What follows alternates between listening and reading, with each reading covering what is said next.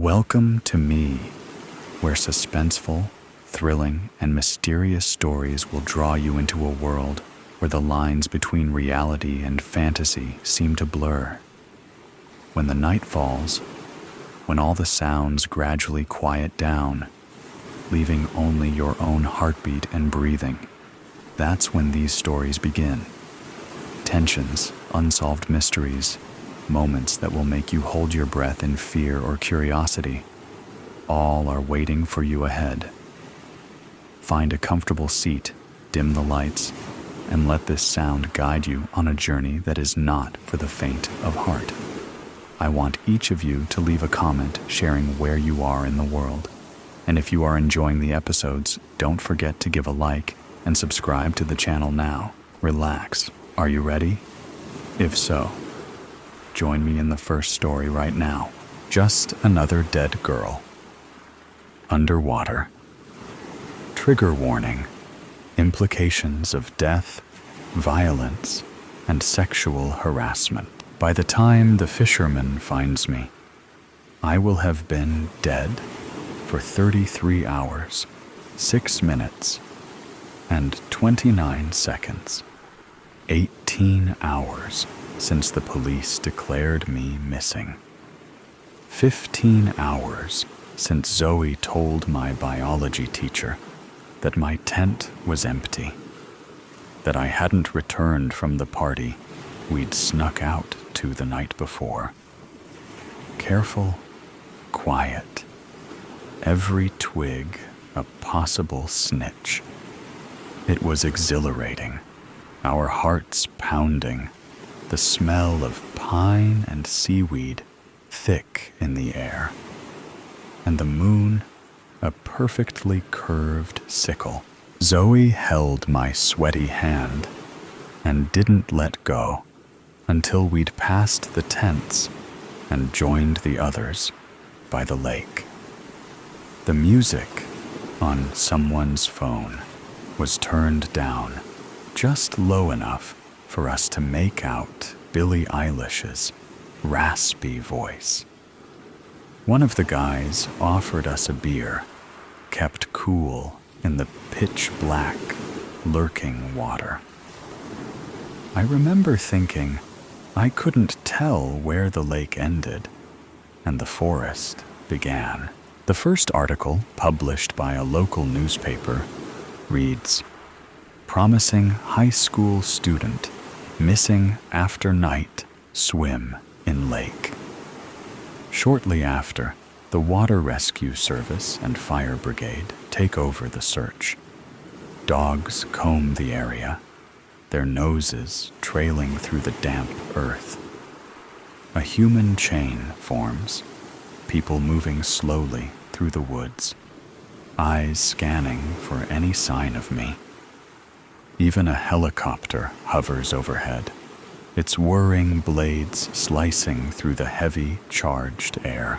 The search drags on for hours, stretching into the twilight. Yet the woods remain silent. The police begin to ask questions. When was she last seen? What was she wearing? Had she been drinking? Did she seem out of character? Angry? Sad? Suicidal? No, and no. She was singing. She was dancing. She seemed happy. When the fisherman finds my body, miles away from where I was last seen, certainty sets in. The autopsy reveals a hematoma on my head and purple spots behind my ears. The coroners examine the water in my lungs and confirm that I wasn't dead before entering the water. I died by drowning. My classmates are questioned again. Zoe claims to have left early, while I stayed behind with her twin brother, Tom, who has been in love with me since middle school. Tom's behavior strikes the police as odd. he insists he barely spoke to me, despite people seeing us leave the party together for a few minutes. When my body is examined, traces of Tom's skin are found on my clothes, trapped between the fabric layers. Still, Tom sticks to his story, perhaps because the truth would embarrass him for some reason. Or maybe he's just afraid of the questions that would follow and the scrutiny that might come with them. Tom is right, in the broadest sense. We really only exchanged 3 or 4 sentences that night, but only because Tom's mouth was otherwise occupied with me. I had enjoyed every second of it, and looking back, I wish I'd given him a real chance, but I was too worried about what other people might think. So, as usual, I brushed him off, leaving him to walk away from the party, feeling hurt. Cassandra insists she heard Zoe and me arguing that night, just before Zoe headed back to the campsite. According to her, we were fighting over Tom. Of course she would say that. What else would 2 girls argue about, if not a boy? Cassandra even claims that Zoe pushed me, though Zoe denies it vehemently.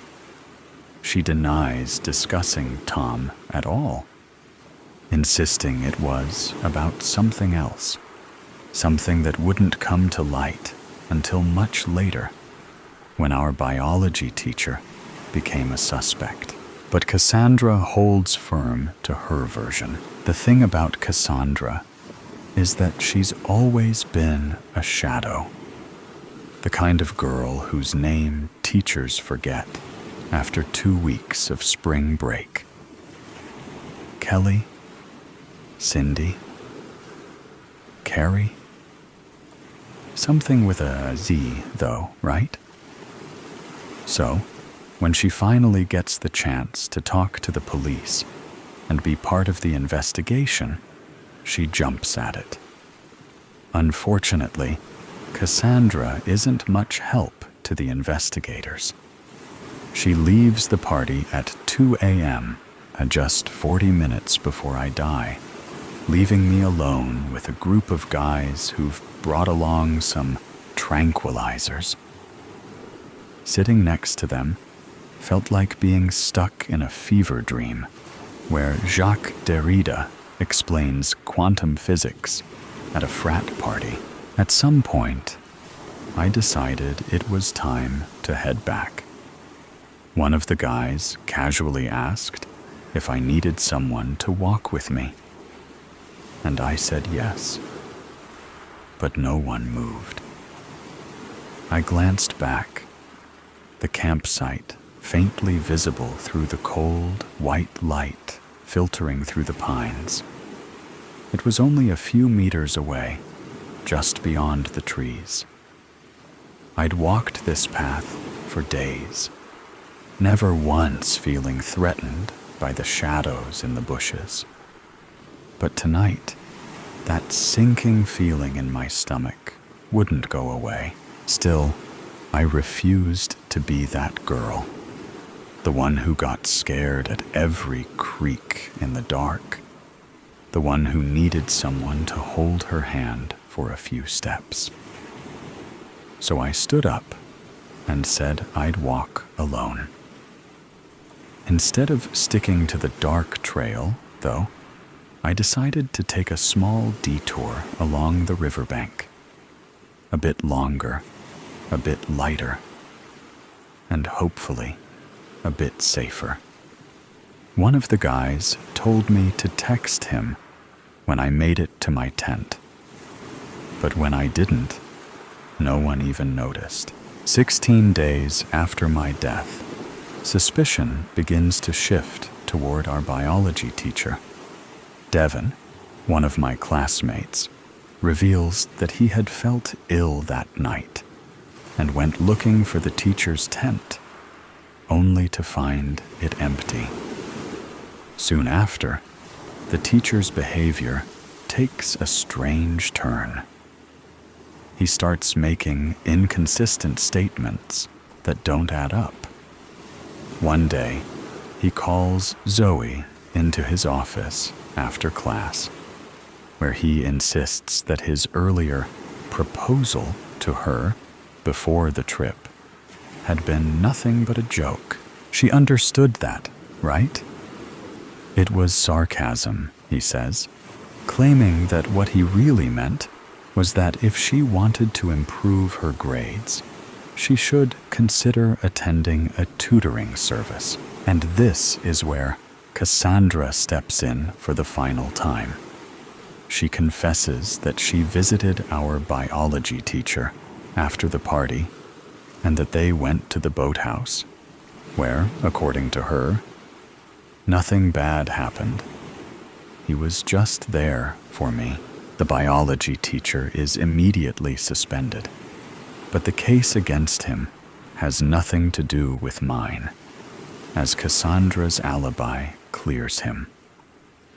Meanwhile, the suspicions surrounding Zoe and Tom are too weak to pursue.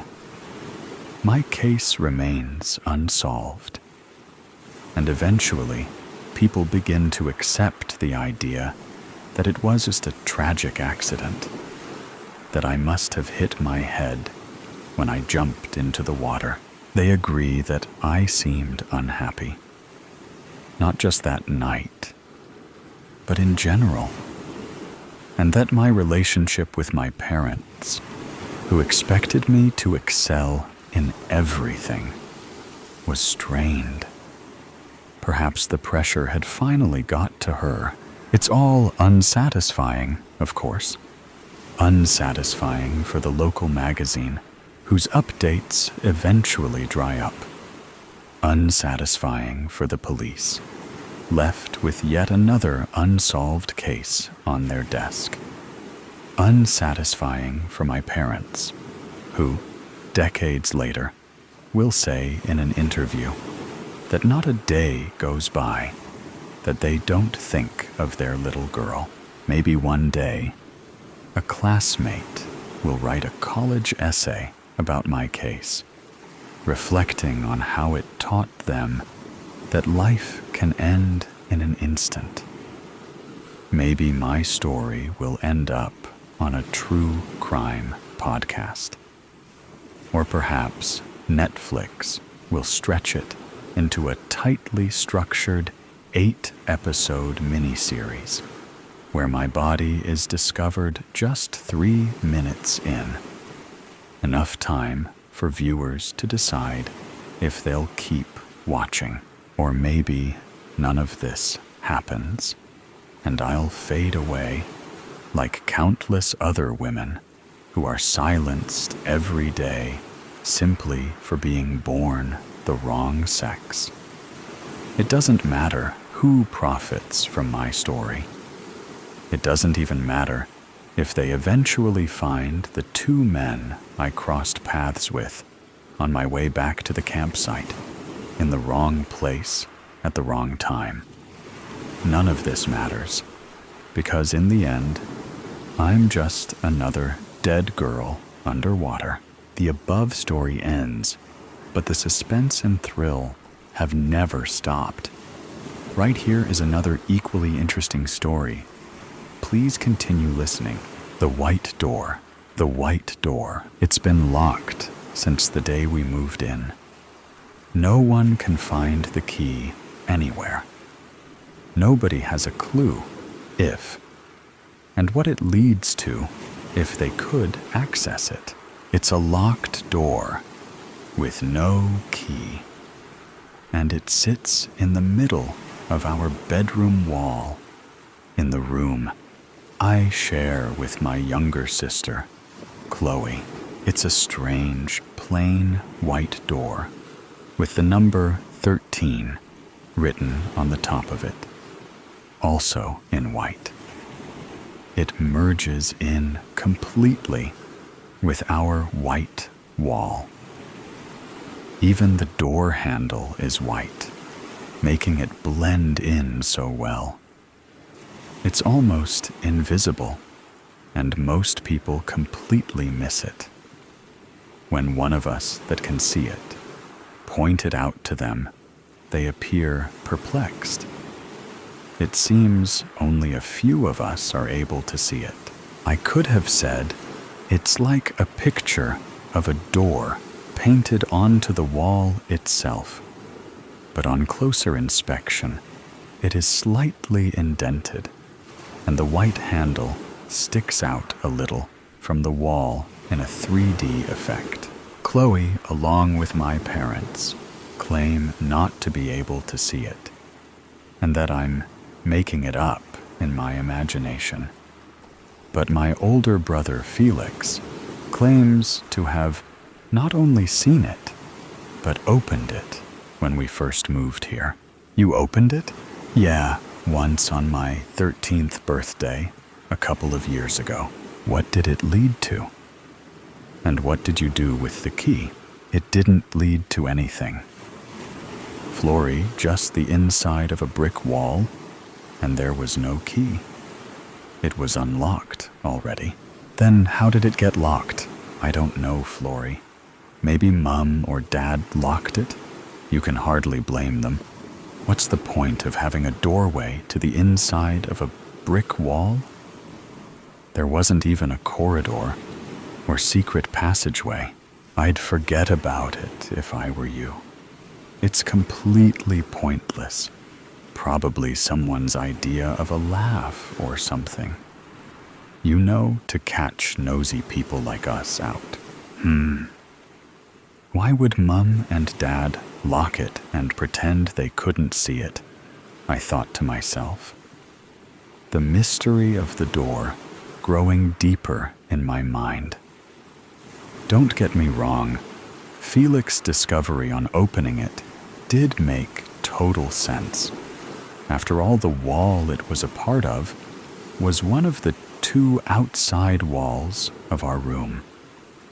The one next to it was the window wall, as we like to call it. But like Felix said, why on earth would you want to have a door that led to the bricks of your house? Surely the builders would have just put a complete wall there, like all the other rooms. It also didn't explain the jingly musical sound and singing voices that came from behind the area of the door on a night, or the light that shone underneath it, lighting up the darkness. I'm pretty sure I've also heard other voices from behind it, too. Nothing spooky, sounding just happy and giggly, almost like there are children on the other side of the door playing. It gives out a nice vibe when I hear them, leaving a smile on my face. Flory, earth to Flory, you're daydreaming again. Sorry, Chloe. What was you wanting? Mum asked what you want for dinner. The options are spag bowl or chicken curry and rice. Ugh, neither. I'm not even hungry. Whichever you want, Chloe. You are gonna eat it though, right, Flo? My little sister questioned me suspiciously. Sure, maybe. I don't know. I'm still full from lunch. I might just grab a salad. Yeah, tell Mum I'll get myself a salad. I quite fancy that. Chloe looked unconvinced, but left the room to let Mum know anyway. A while later, Mum came and tapped on the bedroom door. Flory, can I come in? Sure. I've made you up a chicken salad, like you asked for. But I have to say, I'm getting worried about you. You're not eating properly. Though I understand salads are a good choice, you also need to be eating other things. Mum, you don't need to worry. I'm okay. I'm just not fancying the same food I did before, and salad is a healthy choice, especially as you added the chicken. Well, okay, I'd like you to come and eat it with me. I'm having one too. We need to sort your birthday party out. I don't think your guests will want salad as their only choice of food, do you? I don't know. A salad birthday cake sounds healthy to me. I giggled, the reply, something I hadn't done for a while. This made her smile as we both went to the dining room to eat. The chicken salad was good, and I agreed to have a chocolate cake for my birthday party. I didn't really have the heart to tell her that I didn't want a birthday party, and no one would come anyway. She seemed more excited about my birthday than I did. A week later, my birthday was finally here. And while my parents and sister were busy putting the decorations up, I called Felix over. There was something I wanted to know from him. As we went to my bedroom, I could already hear the children's voices again. They seemed to be singing something, but I couldn't tell what. Do you hear that? Hear what, Flory? The singing? It's coming from behind the door. Not really, but it does look a bit different. Look, the 13 is standing out 3D like the handle. It was like that when we moved in before I opened it. It's your 13th birthday, Flory. It can't be a coincidence, can it? He put his ear up against the door to try and hear the voices. Looking back at me, he suddenly gulped and said, Flory, you're right. There is someone on the other side of the door. They're calling for you, but I thought you said it was just bricks behind there. It is. Well, it was when I opened it. I slowly creeped over to where he was at the door. What should I do, Felix? I don't know. Maybe you should try and open it? I don't have the key, remember? Neither did I. When I opened it, remember? I just grabbed the handle and pulled it down. Give it a try. What do you have to lose? Okay, but please hold my other hand. I don't want to do this alone. You don't have to, Flory. I'm right here with you. Okay, here goes, ready? I grabbed Felix's hand and pulled down the handle. The door swung open. Sure enough, it looked like nothing was there but a brick wall. Then I heard it too. Flory, help me, Flory. I had no choice but to risk hitting the brick wall as I stepped inside the doorway. Just in front of me was a winding downward staircase made of stone steps. I looked behind me and saw my room again. But who was calling me? And how did they know it was me? I made a decision. I was going to go down the staircase and find out who it was. I turned back again to see the door closing. Wait, no, don't close it. I thought you was coming with me. I am with you, Flory, once on this side. The door closes until it's time to return to your party. Quick, let's go. Felix made his way down the staircase and out of sight before I could have a chance to think. How did he know that? He said it was only a brick wall. Had he actually stepped inside and been here before? Felix, wait. Flory, we help Flory. There it was again. I'm coming. I replied, and started descending the stone staircase slowly, as I wasn't sure it wouldn't make me slip.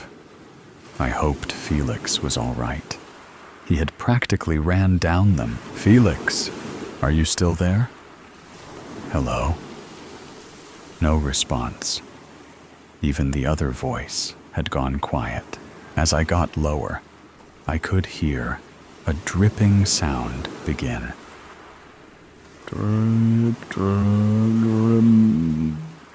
It started slowly and sounded like a long drip each time until it eventually sped up into a drip, drip, drip, drip, drip.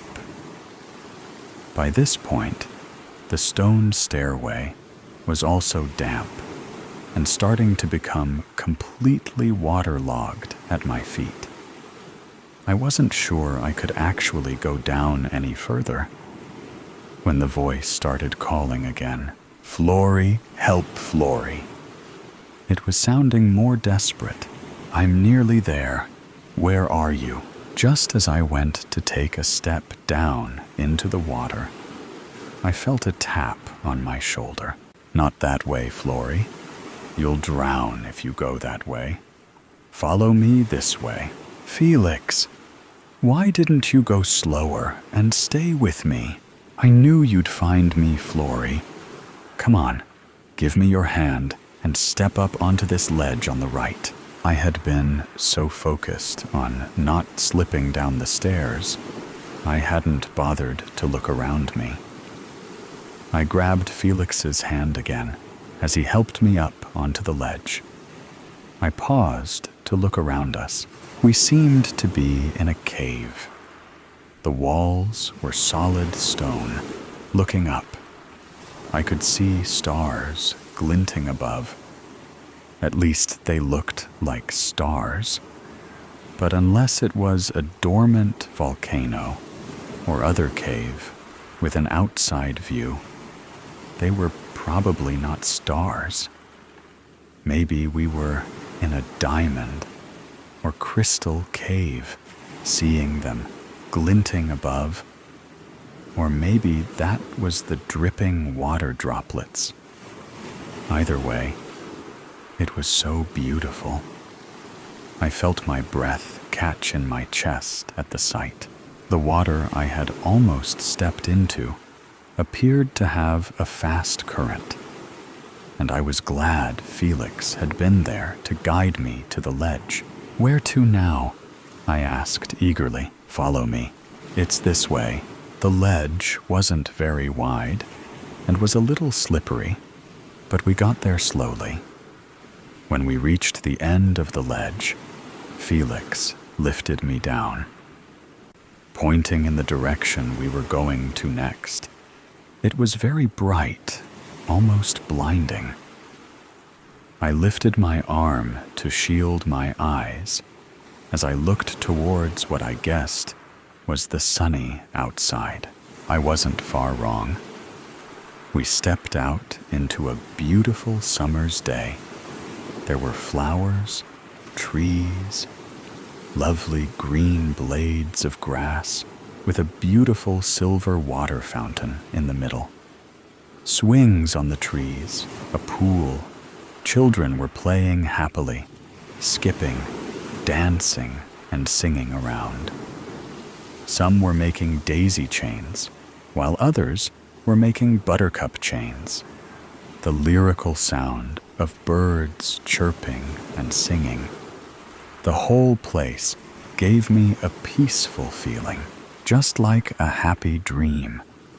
Only this was a real place I'd come to from my bedroom, down the stone staircase into a summer's garden. So I had heard children laughing and singing, though the white door, yes, you had. Felix replied, almost secretively, "Why don't you come and meet some of my friends?" He beckoned me to follow him again. "Your friends? But you said there was nothing but a brick wall behind that door. How can you have friends here already?" He glanced at me with a comical expression on his face that said, "Seriously? You need to ask?" But all he said was, "Follow me, you will see." I stepped onto the grass with him and started following as we got to the silver water fountain.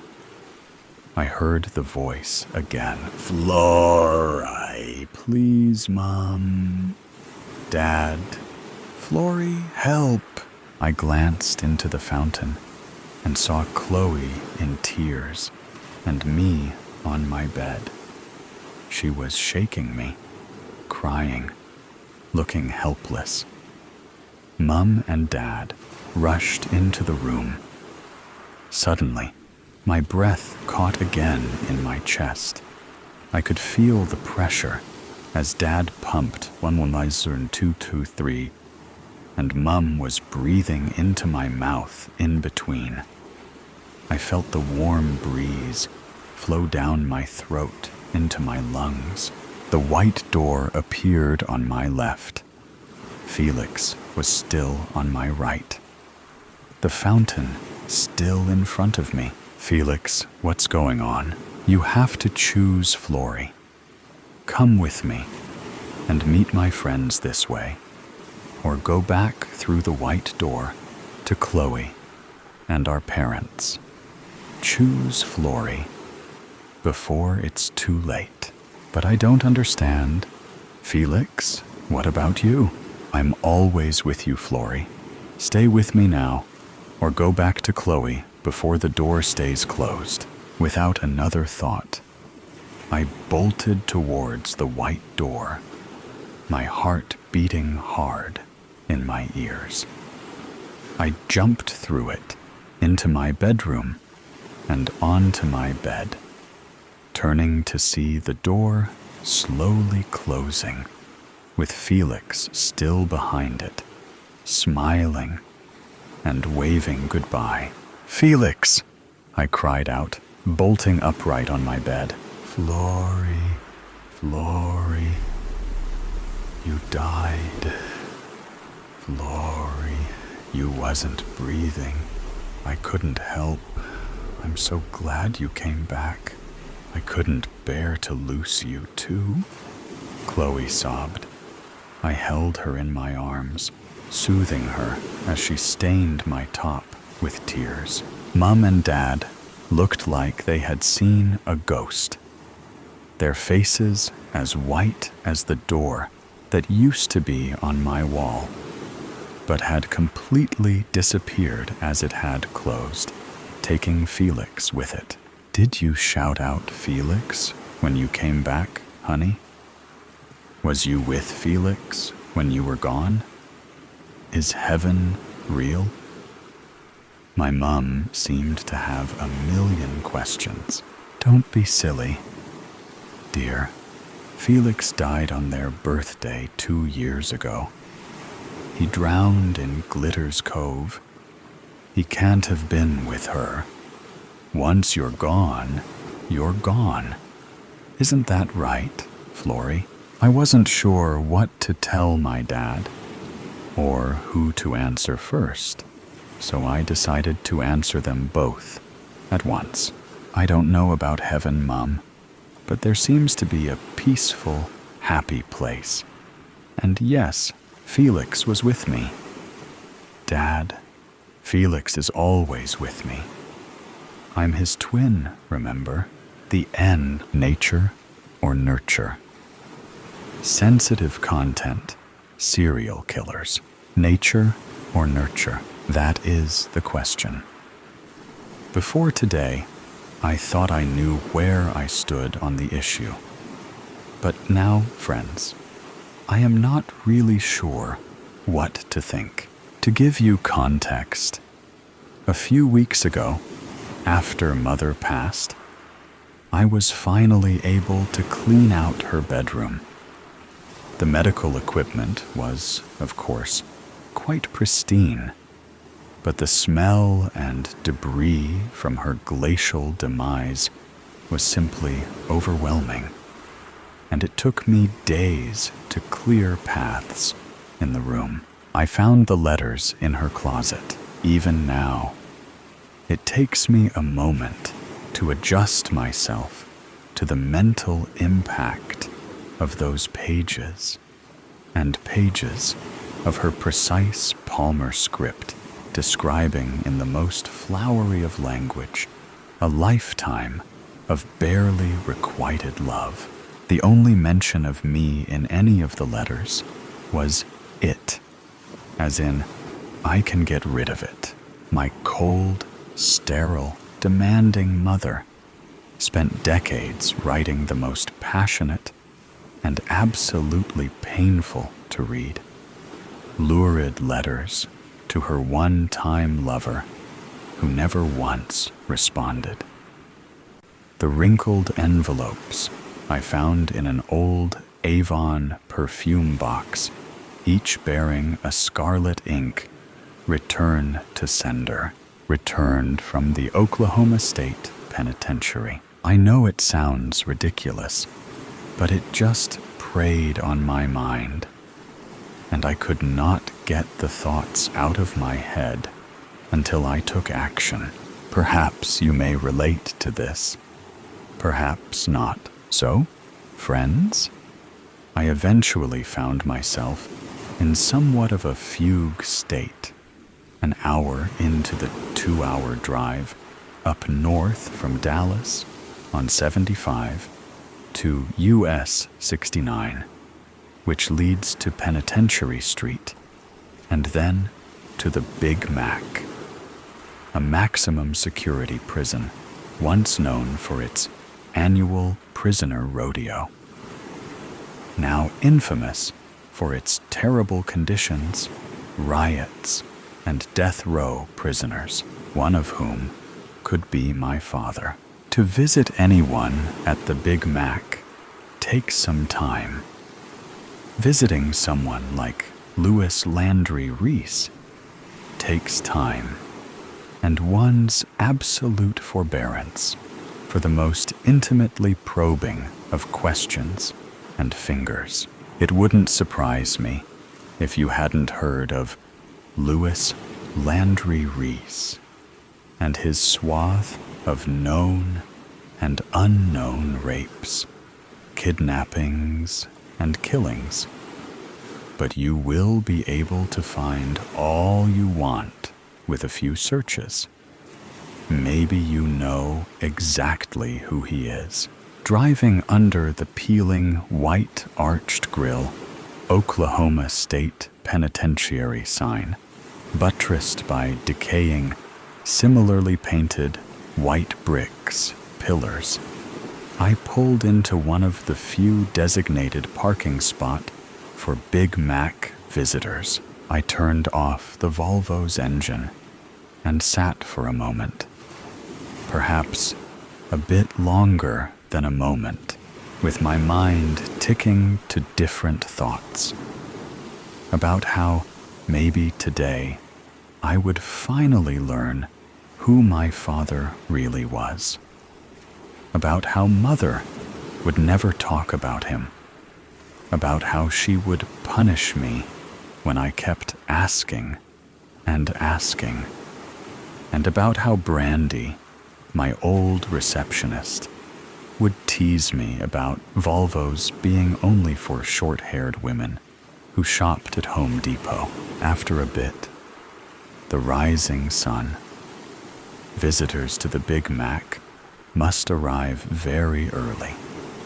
Warmed up the air in the car to the point my face began prickling with sweat, and I was brought back from my reminiscing. I opened the door, swung my legs out, and made my way to enter the prison. As I mentioned, the passage from our daily world to that of people such as Louis Landry Reese is rife with probing exams, delays, and grunting guards who entertain themselves with snickering under the breath asides. In the Shawshankian depths of the Big Mac, The black and blue rayon bulk that was my escorting guard halted at metal door, exactly like the dozen we had already passed. He turned back toward me and asked without much concern, "Are you sure?" It is true, friends. I am not a physically intimidating person. Not tall, not wide, not much hair, nor chin. With my decidedly pointed nose and very small teeth, Mother thought it the height of ironic hilarity that I chose the dental profession. A squealing mouse is what she called me, although, to be fair, I learned at a very young age that squealing, no matter how much pain or discomfort, only prolonged such experiences. So squealing is something I have not done in a very long time.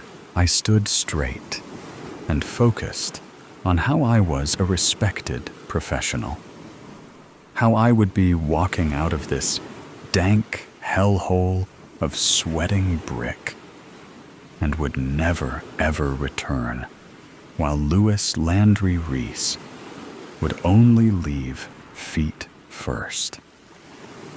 How I would finally find out the truth. "Open the door," I whispered.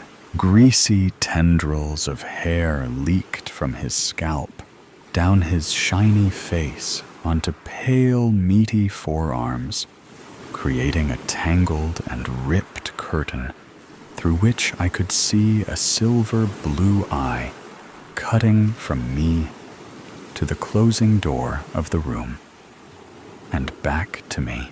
As the door shut, he lifted his head up, and I was absolutely shocked to see his sunken and caved face with a navel of puckered mouth. Louis Landry Reese had no teeth, literally. Then I heard the strangest sound, like a dog choking and barking at the same time.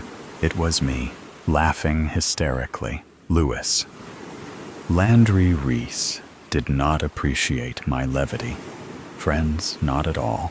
He tried to stand, but the chains around his wrist went through a steel loop, bolted to the table, kept him stooped over as he shouted at me. The harsh ratcheting sound of the chains sawing back and forth through the loop assaulted my ears almost as much as his gummy-mouthed curses.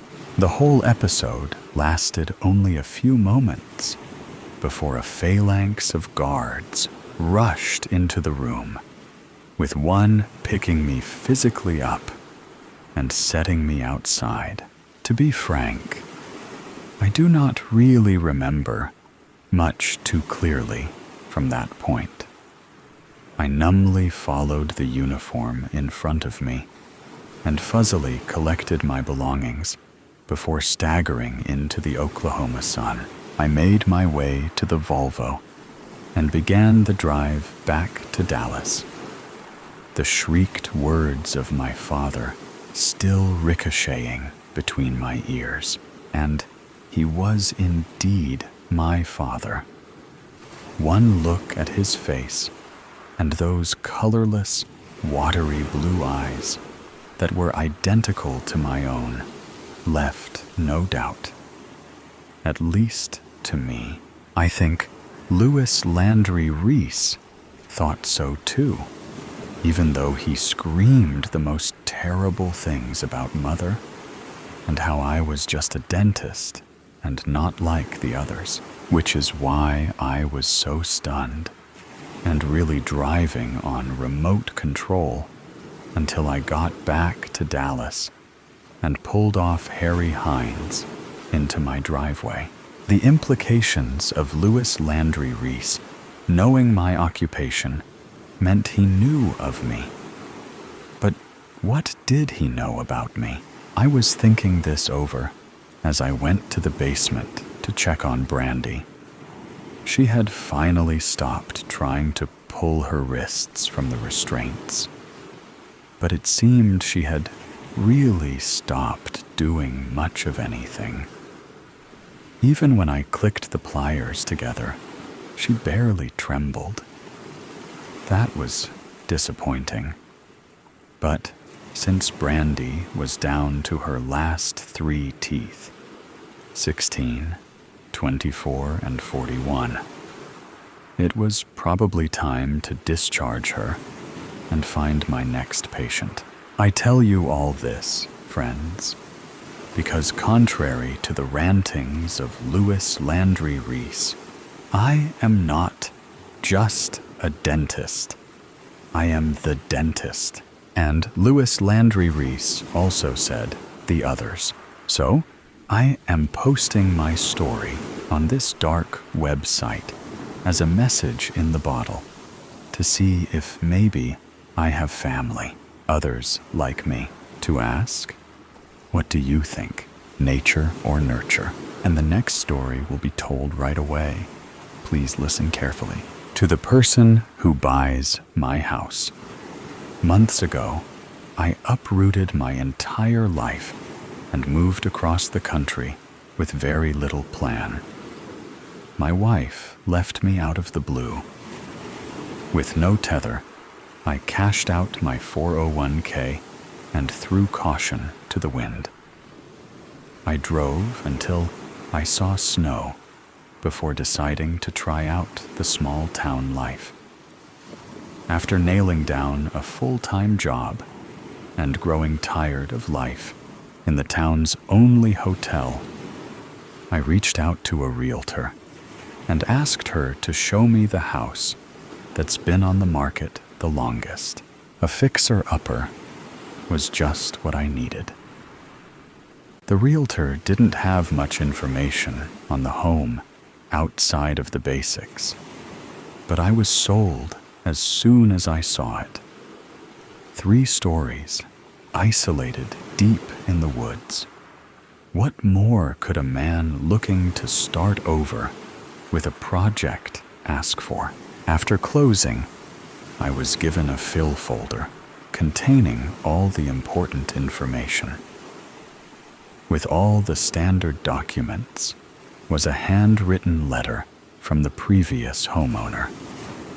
The contents of the letter have me questioning if I made the right choice, but I've never been one to turn down a challenge. I have typed the contents of the letter below. To the person who buys my house, congratulations on the purchase of your new home. Or perhaps, should I say, you're welcome for your new home. I can only imagine what type of person you may be. A first-time home buyer? A newlywed couple just starting out? A growing family looking for more space? A retiree longing to be away from the hustle and bustle of the city? Or even just an investor looking for rental properties? The possibilities are endless, but no less exciting. Just as exciting as when my late husband and I first purchased the property so many years ago. The tree covering so far off the main road made such a serene setting. We just couldn't picture ourselves living anywhere else. However, all things must come to an end. Such is life. I'm not as young as I once was. My children worried for me out here all alone. Or so they say. My oldest daughter decided the property was too much for me to care for on my own anymore, and encouraged me to move to the old folks' home in the next town. As loath as I was to leave the home we spent such wonderful years in, I could no longer argue with her. The upkeep was getting to be a little much for these old bones. I agreed, on one condition, that the home not be put up for sale until my death. So, if you are receiving this letter, I have shuffled off this mortal coil. That also means that the house has most likely sat vacant for some time. In that case, there are a few matters of housekeeping you should be aware of. As you may have noticed when you viewed the property, the house is quite the old gal.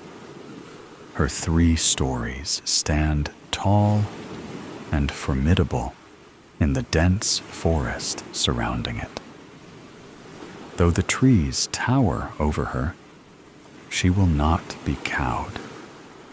The roof has held up better than we ever expected with so many trees around. It was replaced in 2018, another urging of my oldest daughter, though it had only a few cosmetic issues at the time. The trees closest to the home are sturdy and hardly ever dare to drop their branches directly on the roof. By the time you move in, it may be time for a fresh coat of paint, though I found the house does prefer to be a light blue with white trim. She likes to stand out amongst the darkness of the forest. I'll never forget the way the old gal gleamed at Christmas time, with string lights shining bright enough to light up the snow all around. Oh, I do hope you have the most wondrous Christmases there. Anyway, I've gotten off track. Yes, the house will require a new coat of paint, and I'm sure you will decorate the inside as you see fit. Before you start to move too much around, be aware that some of the items in the house have been strategically placed. For you to fully understand what a treasure you have just purchased, I feel it is pertinent for me to tell you a little story. My Reginald and I purchased the home fully furnished before any of our children were brought into this world. The first year we lived there was pure bliss. Young and in love, we dedicated almost all of our time to each other. My husband fondly referred to this time as our honeymoon phase. One of our favorite activities was exploring the vast property surrounding us. When the weather did not permit roaming, we explored the home itself, though from the outside it appears as any manor in the woods would. Inside is much to be discovered. During that first year, we enjoyed the convenience of it being fully furnished and move-in ready. But over time, I yearned to decorate, to make the space my own. Reginald, ever the obedient husband, humored me. We started by taking down every painting that hung on the walls, deciding which to keep, which to sell away, and which to simply move to a different area. That is when the first odd discovery was made. Behind a great many of the paintings, there were holes, right in the plaster walls. Some appeared to be methodically cut in perfect squares. Others, as though a fist was punched straight through it. We, of course, decided that those would eventually be covered back up. I piled the painting up in the drawing room and set about cleaning the walls. By the end of the day, I had yet to decide on what exactly to do with them. So I let them lie and went to bed. In the morning, however, they were all hung perfectly back in their spots, as if all my work had never happened. For days, I assumed Reginald had done it, and he assumed I had. We ultimately didn't speak of it until it was too late. When my Reginald started back to work as supervisor of the factory in town, I resumed my endeavor to make the home feel like it was mine. I hated the big rugs scattered all around the place. I've always preferred a nice hardwood floor. No need for carpets that hold all the dirt and hair that's dragged in. The furniture was easy enough to move out of my way, and the rugs all rolled up nicely. I was mighty proud of my hard work until I got a good look at the wood. Large, dark, discolored splotches marred what should have been beautiful hardwood hiding under those ghastly rugs, which I'm sure you've seen. Unfortunately, much like the paintings, the rugs remained. I'd go into more detail, but some of the full truths have been lost to time. But I will tell you, be careful what you look behind or under. Though the house allowed me to dust and paint and add decor as my heart desired, it did not allow me to leave any of its secret spots uncovered. Behind dressers, cabinets, doors, paintings, mirrors, and under couches, chairs, and beds, the house hides. After the first year, I gave up trying to rearrange and became content with adding a few of my own touches here and there.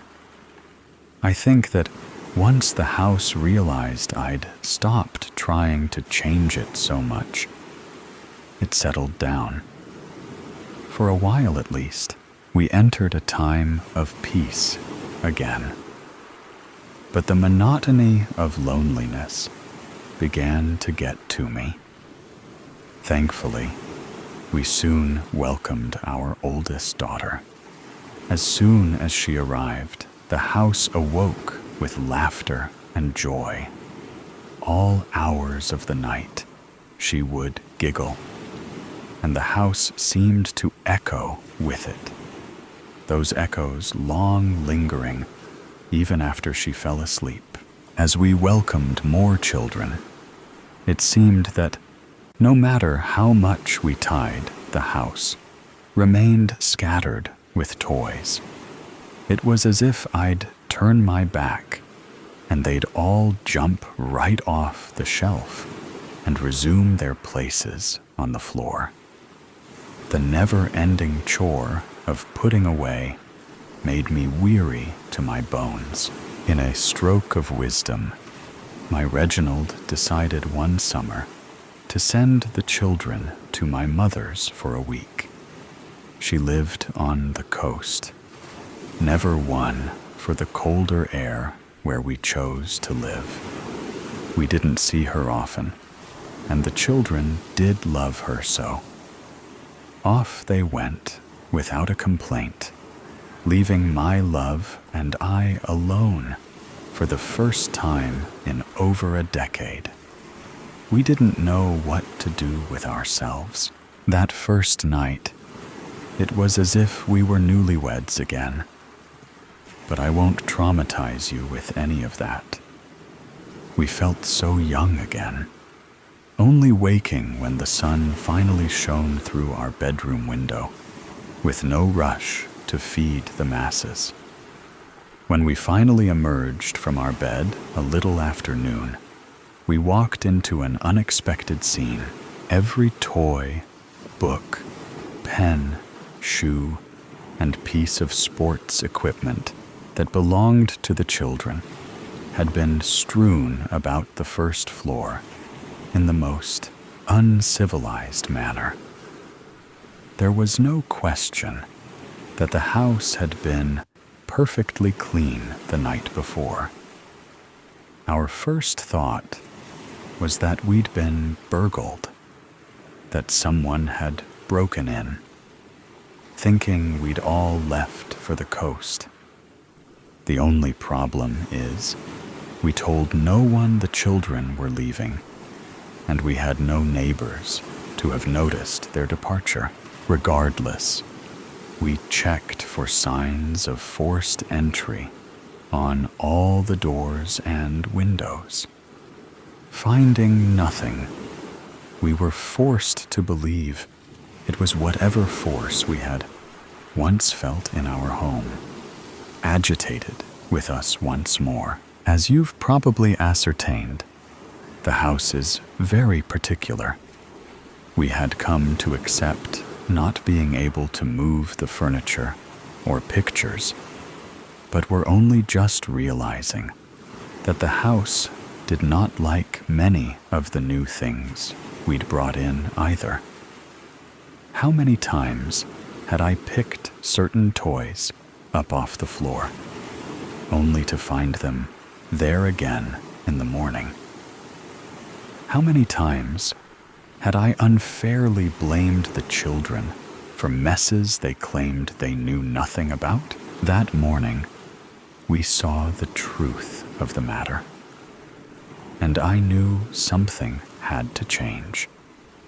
The children didn't deserve my anger or anxiety. They were not to blame.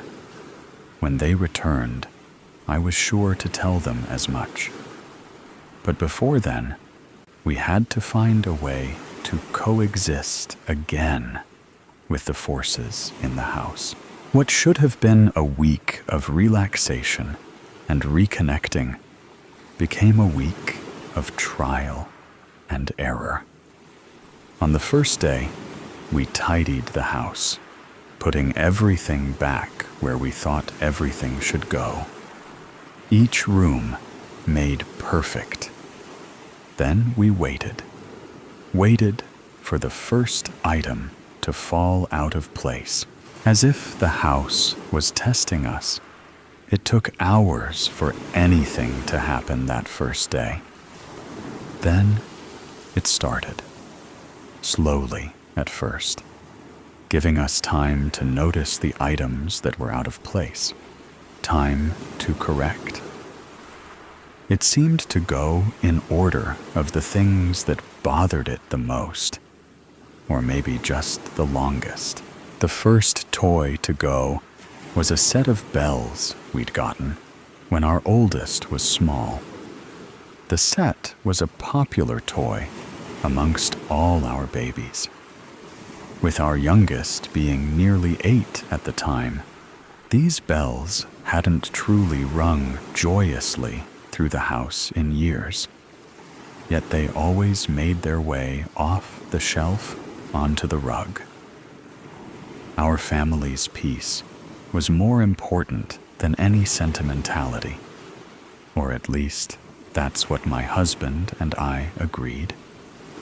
And into the bin they went. Quickly, we noticed patterns. Toys that made too much noise. Shoes that left scuffs on the floor. Sports equipment that may or may not have been involved in a few broken windows and busted light bulbs. Books that sat too heavy on the overburdened bookshelves. Room by room we went, removing any and all items the house found to be offensive. It was by no means an easy undertaking. So many items had many more years of use left in them. But knowing what I knew, I could no longer sacrifice my sanity for a few boxes full of possessions. When the last box of offending items left the property, it was as if the house itself took a deep, calming breath. I hadn't quite realized just how stressed I'd been feeling until I didn't feel it anymore. Weight I'd grown accustomed to bearing eased off my shoulders. The air was lighter, the lights were brighter, and the house even seemed to smell better. Not that there was a noticeable bad smell before. Everything just felt better. That night, Reginald and I slept deeply for the first time in years, waking refreshed and ready for anything. I was ready for my children to come home. This week had been the longest we'd been apart since the youngest was born. I'd spent 2 weeks in the hospital that time, but that's neither here nor there. We had 2 more days before my mother would return them to us, sun-kissed and spoiled rotten in the best way. In those 2 days, I made time to sit quietly and listen to the house the way I used to when it was just Reginald and myself. Familiar creaks and groans greeted my ears. My senses were filled with the house. The smell of wood, water, earth, detergents, fabric, food, all seemed to swirl around me. For a long while, it was all just the normal feelings of home, of any home. Every house I'd ever lived in had the same smells and sounds. I assume every house in the whole world has the same base set of smells, sounds, and lights. I knew there was something past that, though, here. So I waited. A few months back, I'd read a book on meditation, hoping to help lift some of the stress I'd been buried under. While I waited, I took a few quests from my readings. I methodically relaxed each muscle, starting at my toes and working my way to my head. I felt each breath as it traveled in and out of my lungs. I tried to tune my ears inward to listen to the beating of my heart, attempting to hear the blood rushing through my veins. That's when I finally heard the breathing. It wasn't my own. It was offbeat of mine. Reginald wasn't home. We had no pets, but the slow, deep, steady breaths were just a whisper in my ear. I focused with all my might on the sound, hoping to pinpoint the direction it was coming from. Realization dawned on me. I was all around me, as if I was inside a lung. Then, a heartbeat, slower than my own, reverberated around me.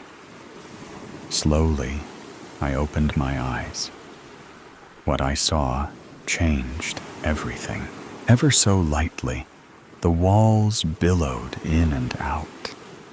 Ever so slightly, the chandelier above my head rhythmically bobbed, as if contracting, thrumming. Everything in the central family room moved in a steady beat. How many days had we spent in this room? The majority of our lives circulated in this room, where we were most often all together as a family, the way a family room should be used. We often joked that this room was the heart of the house, because there was always so much love here. We were not wrong. This room truly holds the heart of the home. You may think I'm crazy, but I am telling you, here and now, the house is alive. It is not haunted. There are no goblins or ghouls. The house itself is a living, breathing being, a being that I have cared for, just as it has cared for me, for more years than I care to count. You see, my daughter never believed. She did not understand.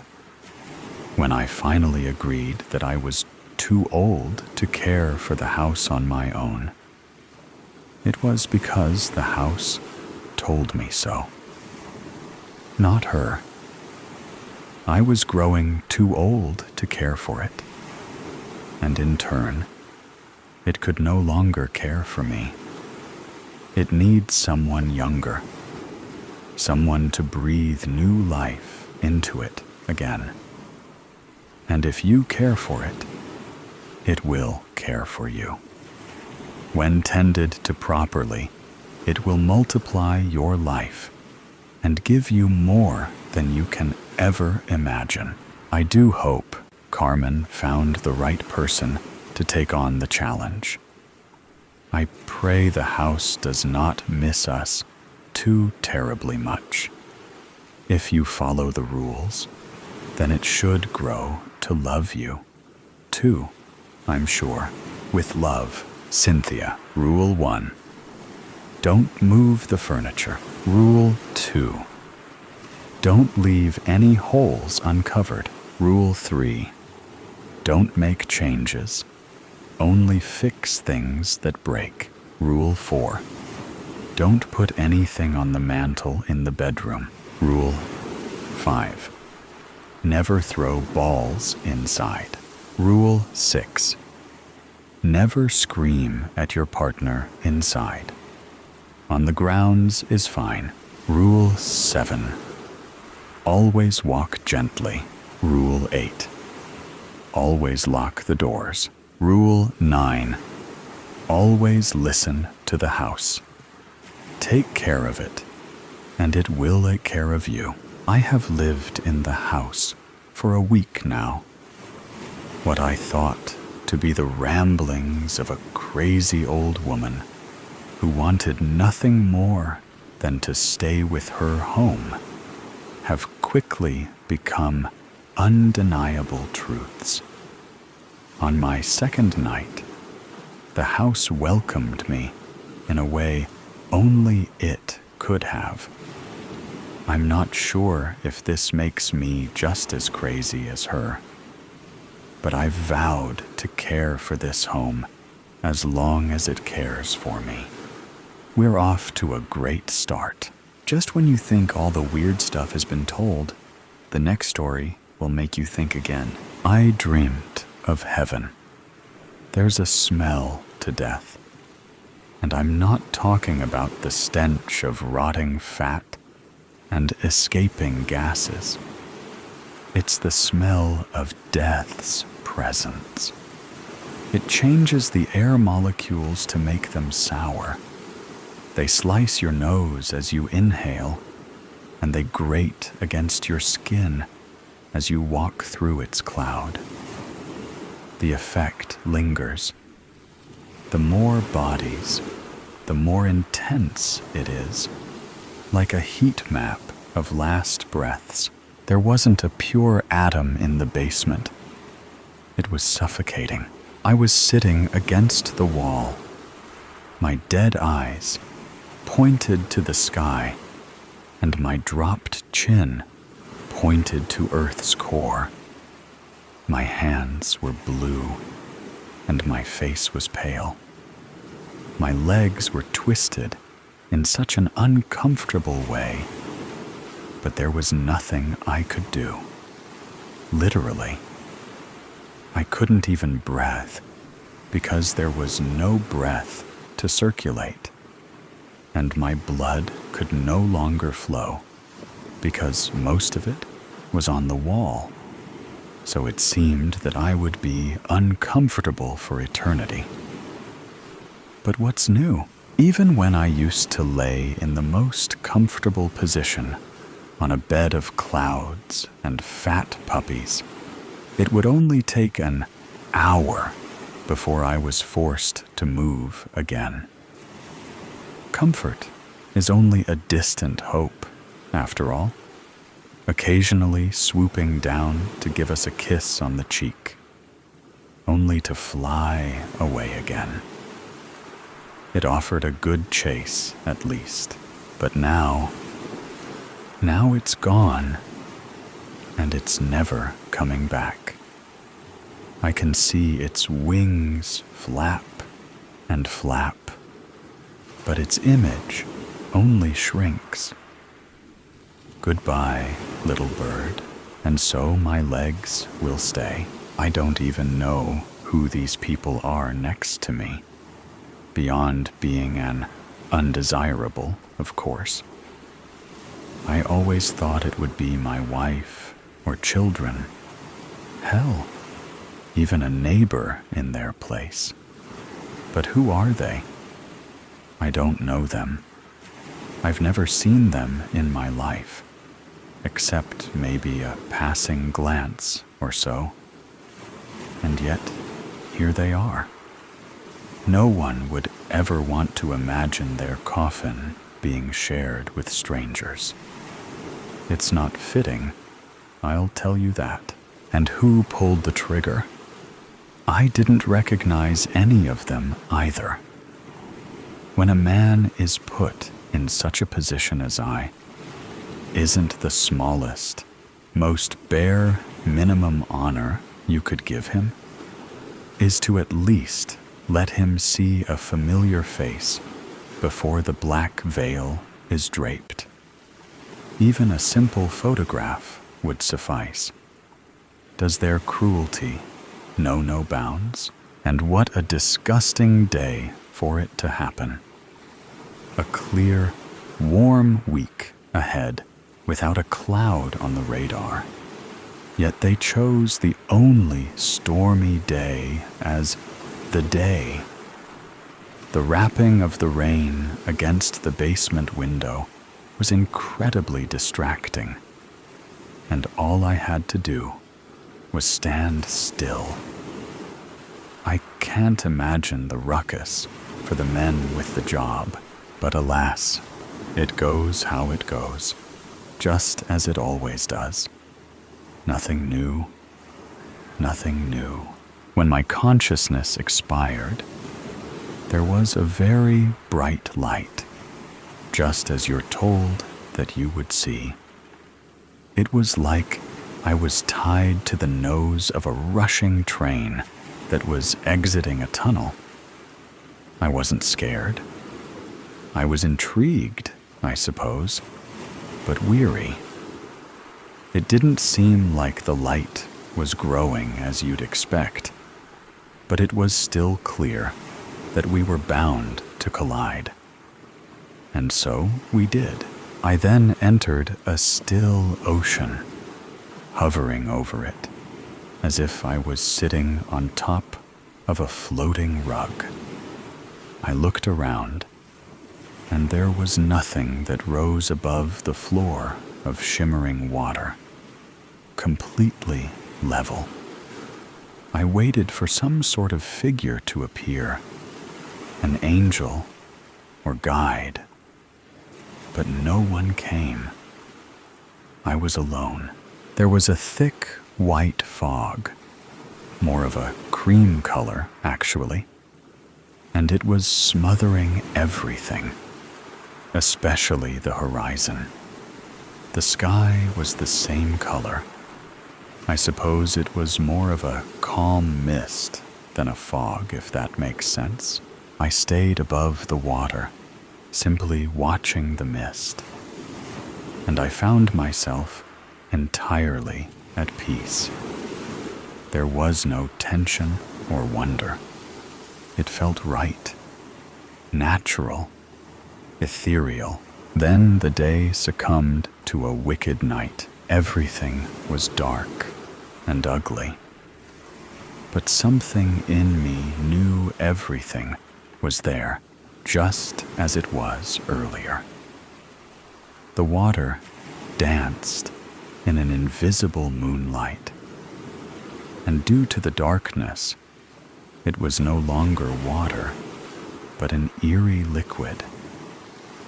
For the first time, I became aware of the possibility that the liquid might touch me, and it was terrifying. I couldn't say why. It's the same experience as seeing a familiar item in your bedroom turn into a demon when the lights go off. You know what it is and what it isn't, but you have nothing to prove it. And so, it was a demon. I found myself on the run again, but the reins were still out of my control. I soared through the dark mist to a sort of cave with a light echoing from its depths.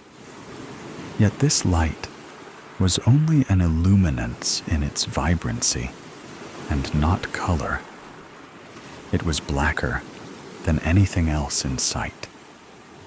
You could shine the most intense beam of real-world light into the cave's exhaust, and the darkness would devour every ounce of it. There was no overshadowing its power. I was slurped into this cave like blood down a drain, and when I woke, I was surrounded by 4 things. They were human in their shape and size, but their faces and direct appearance were revolting, like bloody brain matter paired with the sensation of swallowing a razor blade. It's impossible to convey their grotesqueness, and they were in pain. They were suffering, whatever they were. I was lying flat on the cave floor, looking at them, all standing over me. They were studying me in teary-eyed horror. Just as I studied them, they were afraid and sad and grossed out. I was a brutal crime scene, and they were an innocent child. Their spirits yearned for an opportunity of hesitation, while their bodies functioned autonomously. They lifted me up like I was in a stretcher.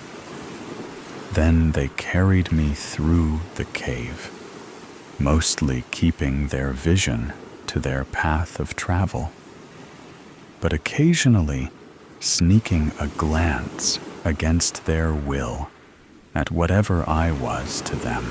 They placed me on a cold table and backed off, fighting themselves to sever the tie between their eyes and me. Then they were gone. All I could see was a wet cave ceiling. I knew a figure was next to me. I closed my eyes. It rolled its feet as it moved along my left side, doing seemingly nothing other than being present and busy. I don't know if it wanted me to open my eyes. It dared me to, but I would never. The ringing of complete silence was giving me the feeling of a terrible migraine. I couldn't relax because the figure was there, so I stayed alert and ready, as if there were some sort of instructions to be heard. or questions to be asked. But there were none.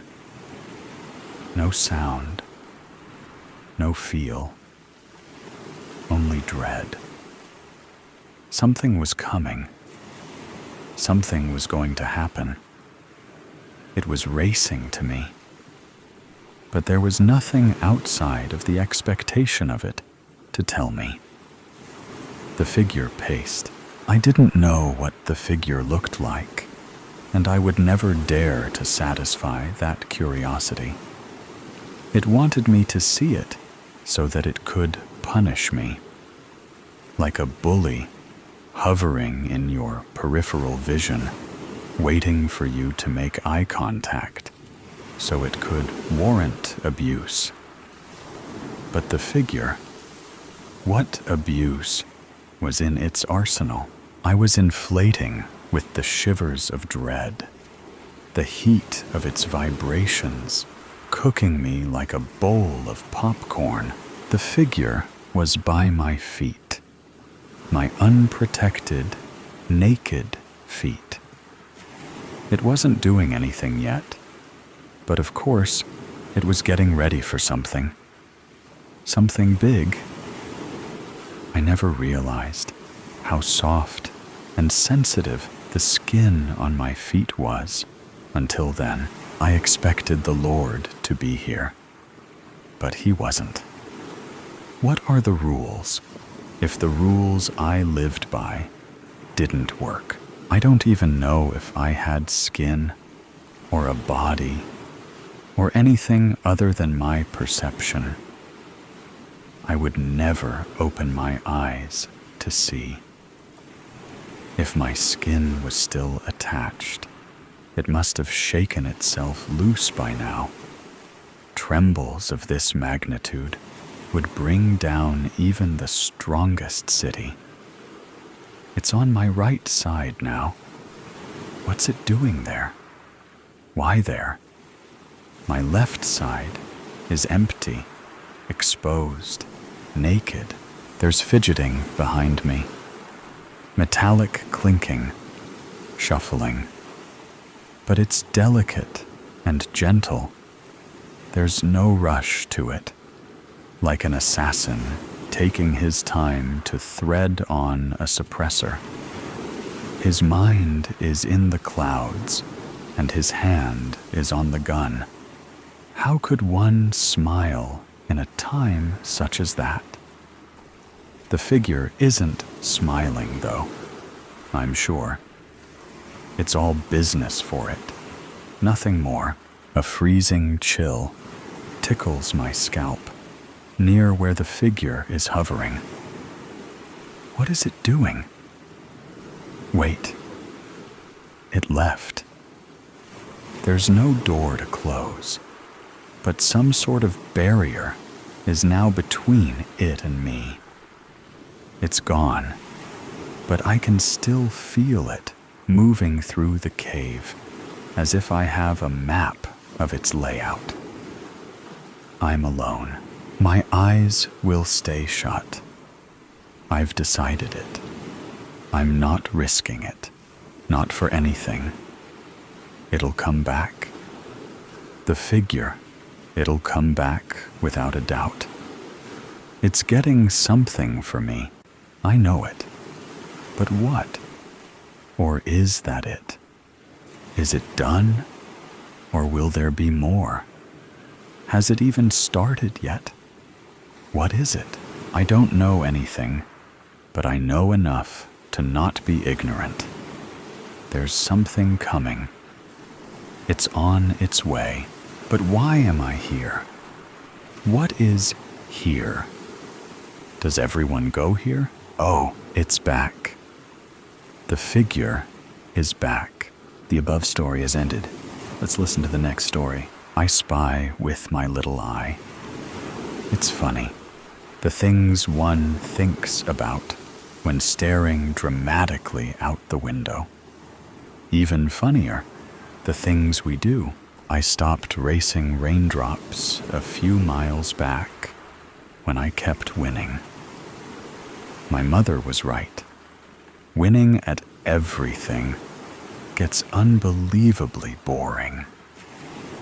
Who knew a car window would teach me that lesson? Trailing my eyes lazily over the book on my lap, I deliberate. I could read, but that would mean turning on the overhead light, and I don't want what's out there to see me any better than it already does. Besides, reading in the back seat makes me nauseous. Sighing, I look out the window again. Dark skies press down on the trees, lining either side of the road, their jagged silhouettes barely visible beneath the moonlight. But I don't need to see them to know it is there. I can feel it, like the fabric of my clothes against my skin, like the weight of my own breath in my lungs. It's waiting, watching. It won't be able to follow us past the state line, not when it's tied by its grave deep in the very forest it now lurks in. If we can just keep moving, if we don't stop, my fingers tighten around the seatbelt, because in the trunk, wrapped in tarps, are knives. The blood on them should be drying, crusting over. But that doesn't matter. It won't be the knives that get us caught. It'll be it. The road stretches endlessly, twin lines of paint vanishing into the dark. The wipers squeak against the windshield, streaking rainwater instead of clearing it. The radio hums static beneath the commercials, like an unspoken warning. To whom, though? You see it? Bex asks beside me. Out of the four of us, she's freaking out the worst. I've long since put a barrier between our seats to avoid the worst of her rocking and jittery libs. I give her another flat look, hoping this one will shut her up for the rest of our trip. If I did, don't you think I would have said something by now? She whimpers and turns back to her own window, staring wide-eyed at the trees. I meet Rick's eyes in the rearview mirror, and Theo side-eyes me from the passenger's seat. None of us say a word. In truth, I can see it. The shifting shadow that vaults across the street every few feet before melting into the trees. It got so out of hand. It was never. No, we did mean to do it. We just didn't think it'd come back to bite us like it did. Is doing. What's also true is that Bex will not be making it past the state limits with us. She can't be trusted. The minute everything was done and buried, she broke. Broken things aren't always fixable, and she is one loose end we cannot risk letting go, or it would end. We were all screwed. Rick blinks twice. I inhale deeply, sighing quietly through my nose. This is part of the plan. It won't chase us past the state limits, because it can't. But it also will have no incentive to do so. It's why we let Bex do it in the first place. Theo hums and raises the volume on the radio. Commercials, figures. Rick blinks one more time. The locks click, lightning flashes, bleaching Bex's side of the car in stark white. She yelps, flinching away from the window. I take my chance sliding closer and pulling her into an embrace. "It'll be okay," I whisper into her hair. Bex clutches at me, desperate. I let her. Everyone deserves comfort in the end. I swallow down my goodbyes. Theo coughs. I kick at his seat. "Shut it," my hit says. The timing needs to be right. A shift in the trees. Closer now. The weight of something pressing against the night. Watching. Expectant. "Do you hear that?" Bex whispers, voice barely there. "Like scraping." I don't answer. Because she doesn't hear scraping. She hears breathing. "Shh, nothing's there. You are just hearing things," I finally say, petting her hair. She doesn't feel me slide her seatbelt off or reach for the door handle. The door pops open. "Mila," she whispers. "Wait." Her fingers dig into my collar.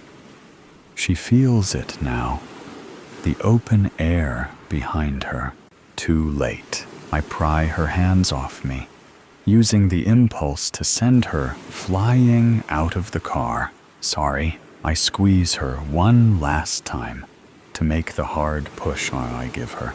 Bex screams. Her arms flail, desperate. For the door. For me, for anything. Her fingers catch on the seatbelt, all in vain. She tumbles, hitting the pavement in a mess of limbs. I should look away, but I don't. It roars. I turn just in time to see it pounce on the prone body on the road through the rear window. Rick finally breathes a sigh of relief, and seeing him do so uncoils the tight knot of tension between my shoulders. Theo closes his eyes and smiles, whistling along with the song playing. The car feels bigger now, quieter. I roll my shoulders, adjusting to the absence. Something lingers in the air, something final, or perhaps something new. 4 down to 3, a new dynamic. Interesting. It's a shame, but change is necessary sometimes, and there is no better time than right now. Isn't that the saying? I unbuckle my seat belt and close the car door. Smooth, careful. I lean between the front seats, smirking at Theo. He rolls his eyes, shaking his head fondly. I kiss Rick on the cheek, breathing in his cologne. He reaches up to stroke my cheek, takes his eyes off the road, long enough to kiss the corner of my mouth. "Not a word," he murmurs. "To our grave." I grin. It roars behind us. Bex doesn't. We cross the state limits. I sit back. The rain races down my window enthusiastically. Would you look at that? I win again. Just 2 more hours to get home. The next story will begin now. Rancor. Burning. Running down the train's aisle. Sable had to try her best to avoid people. Unfortunately, she had to push some people out the way, praying to whoever was listening that she hadn't hurt them. That's not what she wanted. She took one quick moment to look back, only to see the strange man in black still chasing her.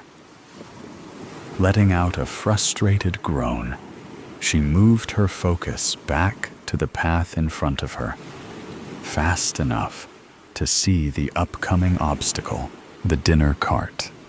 Every afternoon at 1 p.m., one of the staff members would bring around the lunch cart.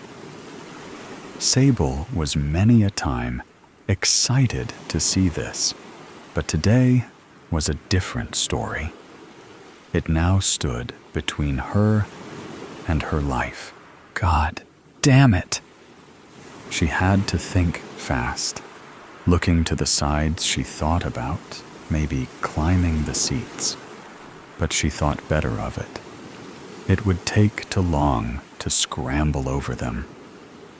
No, the only way was over the cart. Someone was definitely going to get hurt this time. The lady that was serving lunch bent down to get something for someone from under the trolley. This was her chance. She placed her first foot on the poor lady's back, shouting an apology as shocked gasps were let out around her. Her other foot landed steadily on the top of the cart, jumping down. She landed on 2 feet, but wobbled forward, steadying herself on the arms of the chairs in front of her. But she knew she couldn't stop. Looking back again, she noticed the man in black was now fighting with people beyond the cart, smiling to herself, knowing this would but her. Sometime she kept going. When she got to the connecting door, she frantically pushed the release button. The door whizzed open. Scrambling inside, relief flooded her body when the door sealed behind her. It was only when she turned that she found herself in an empty carriage. Panic set in again when she realized that there was nowhere to hide in here. She knew her only option was to make it to the next carriage and hope to everything good that there would be somewhere to hide in there. But Sable only made it halfway to the door when the whole train jerked violently. So much so that it threw her off balance and she stumbled to the floor. To make matters even worse, as she was starting to stand up, all the lights completely shut out. Her first thought was that the energy field that kept the train safe out here in space had failed. If she wasn't terrified before, she was now for a completely different reason. Hearing the whiz of the door that she had just come through, she spun around to face it. But the darkness of the carriage was too much for her to even see her hand in front of her face, squinting as if that would make it easier for her to see. A white, hot flash lit up the entire carriage. It was only a second, but she could hear the strange man's hurried footsteps coming towards her. She knew she had to move forward as quickly as she could. Without knocking herself out, she felt for the sides of the carriage. She listened and heard the footsteps stop.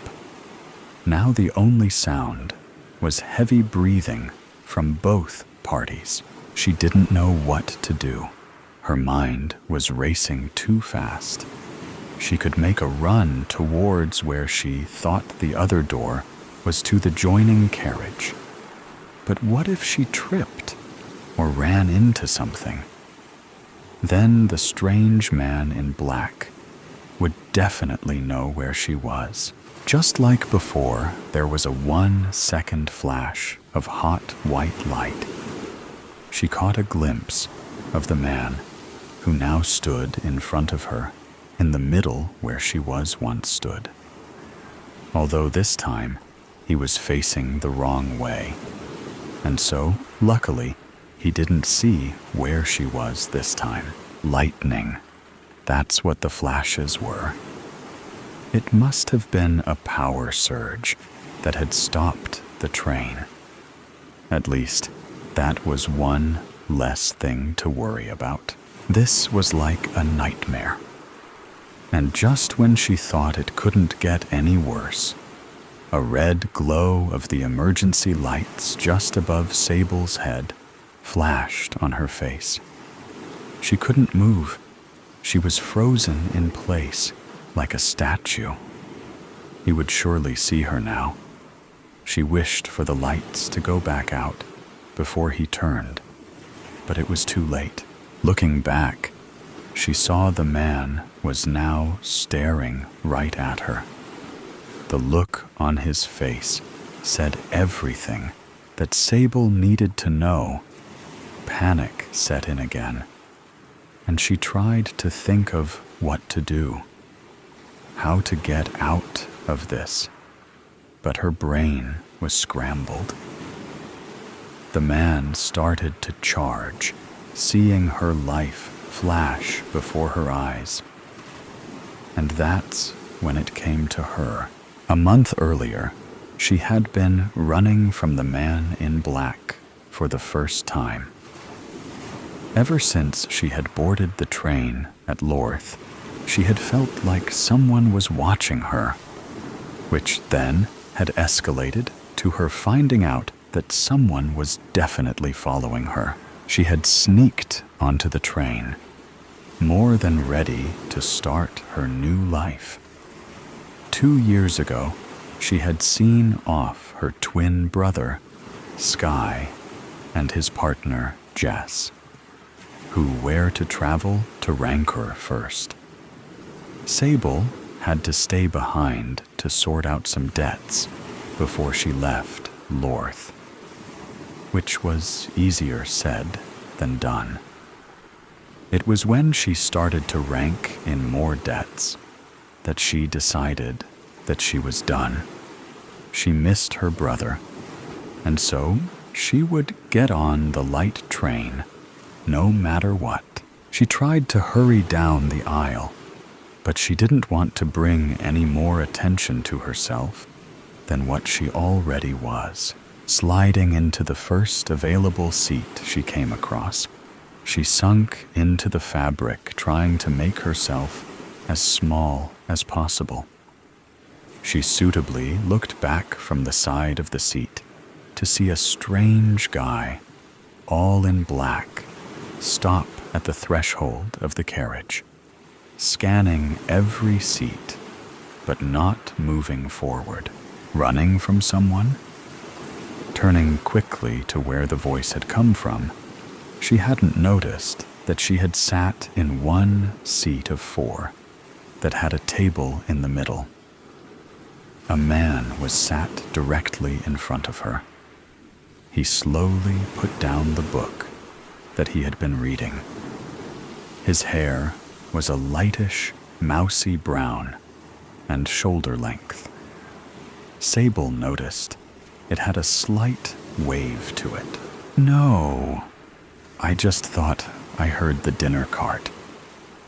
She tried a smile, but she was still out of breath from running. "Liar." The stranger leaned forward, placing both his elbows on the table that separated them. "You were running from someone. You tried to make it not noticeable, at which you failed miserably at. It was quite amusing, actually.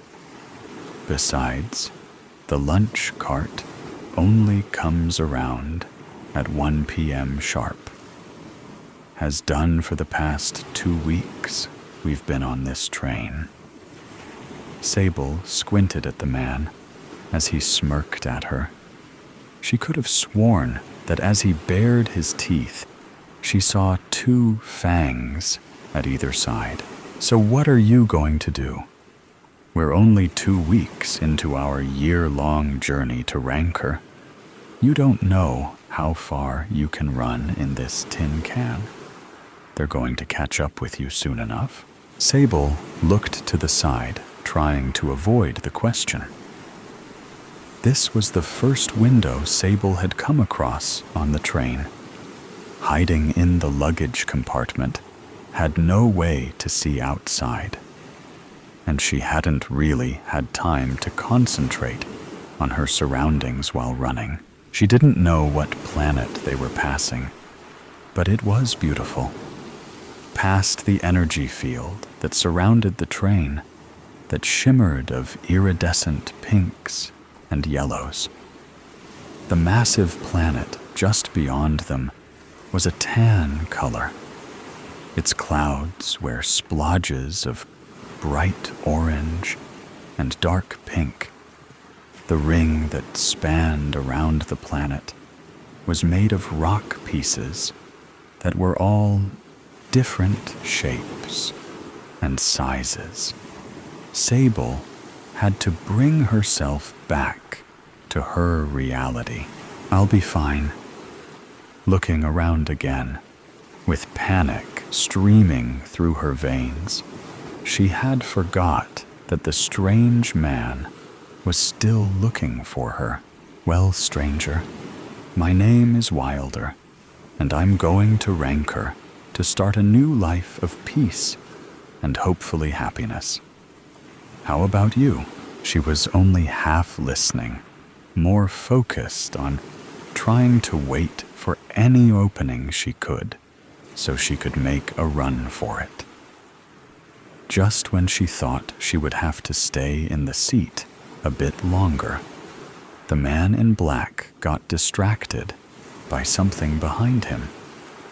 Getting up, out of her seat, she went to pass the stranger that she had only just caught him, saying his name was Wilder. She wasn't trying to be rude, but she had no time to make friends right now. But as she went to pass him, he grabbed her arm gently.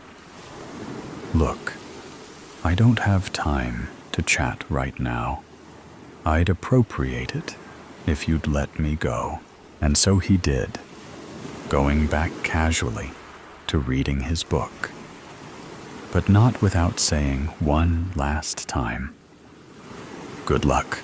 Whistle if you need any help."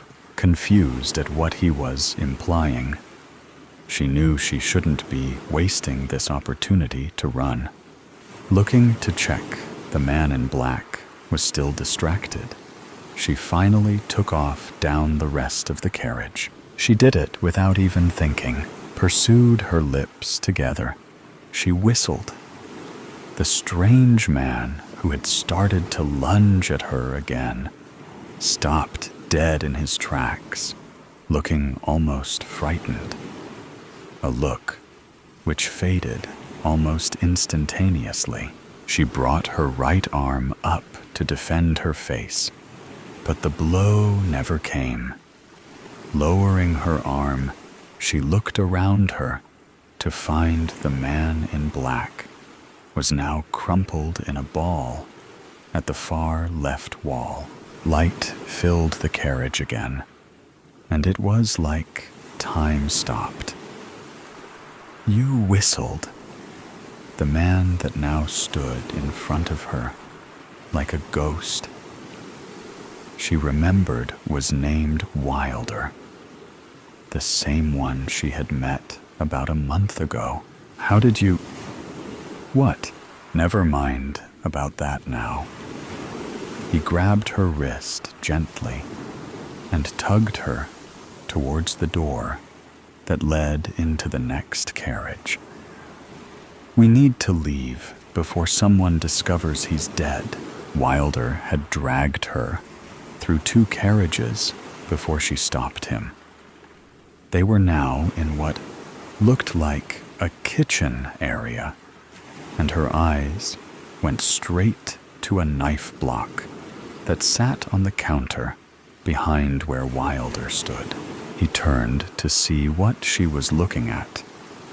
Don't even think about it. I'm here to help you. Need I remind you, I just saved your life. He stood across from her, his hand raised and finger pointed at her, like he was telling off a naughty child. I wasn't. They just caught my attention, that's all. Wilder looked at her, like he didn't believe a word she was saying. And to be fair to him, she couldn't blame him. They both leaned back on the counters, seeming to relax a little and to get their breaths back. You never answered my question. She looked up at him. This was the first time she was actually taking his image in. He was tall and slim, but he had some muscle to him. He wore slim black pants and a tan, round-necked t-shirt that was covered by a black leather jacket. His eyes were what stood out the most to Sable, though. They were the lightest blue, with little specks of green in them. Sable, my name's Sable, and I'm going to Rancor to reunite with my brother, Sky. Wilder gave her another wild smile, and once again, she caught sight of fangs. He'd crossed his arms over his chest. Wasn't so hard, was it?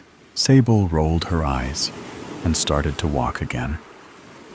That was a thank you for saving my life. Everyone was gathered in carriages that were purely made of glass. Sable worked out fairly quickly that these rooms were made for passengers. First look at Rancor. It was an exciting event, looking at your future paradise for the first time. Sable and Wilder has spent the rest of the months on the light train, getting to know each other. He wasn't as bad as she first thought. He was funny and insightful, and after months of spending every day with him, she started to feel something for him. They both stood in the middle of the carriage. People crammed in around them. They were all waiting for the final jump. There was something I didn't tell you. Sable turned to Wilder, not expecting him to look so sheepish. What is it? I don't think the strange man in black was after you. Sable's eyebrows furrowed, and her head tilted when she spoke. What do you mean? She didn't understand. Why was he bringing this up now? They had rid themselves of that man many months ago. He was after me. He was a shadow stalker. Sable laughed. Shadow stalkers were something of legend. They hunted down and killed an ancient race of vampires. But all those stories were now like Chinese whispers. Ha! Good one. But his face was still stone cold. She'd never seen Wilder like this. But vampires don't exist. Wilder, stop being silly. We're supposed to be having a good moment. They do exist. I do exist. Sable, unconsciously, took a step away from him, just as the light train jumped, and everyone around them started to cheer. But they were only looking at each other. Confusion crossed her face when she came to a realization. The fangs. When you smile. Wait. But if he was after you all this time, then why did it seem like he was always following me? Wilder tried to walk towards her, but Sable just took another step back. Because it was me who was following you, which in turn meant that he was only technically following you. Her breath started to quicken, but she was suddenly distracted by the intense orange glow that was reflecting in Wilder's eyes. She hadn't even noticed that she hadn't been paying attention to anything but the man. if you could even call him that, in front of her, turning quickly, the screams and sobbing of everyone around her filled her ears. It took Sable a few moments to adjust to what she was looking at. The planet in front of them, their new start, their new home, was entirely in flames. Orange flames, like veins, ran around the whole planet. They had been told that Rancor would be blooming with greens and purples, even from the outside. But now, all they saw were red and blacks. Sable didn't know when she had reached for Wilder's hand, but the only thing she could feel was his gentle squeezes to keep her grounded. Everything she had just found out was forgotten. Everyone around them were running around, crying and freaking out. Some were on their knees, heads in their hands, and their bodies shaking. Wilder would never get his life of freedom, and Sable would never see her twin again. We think it's over, but in fact, it's just begun. The next story will thrill you in a completely different way. Keep going. Suddenly, I looked up. Was I asleep? Had I forgotten my flight? Everyone around me seemed nervous, or so it seemed to me. I immediately reached for my robotic purse.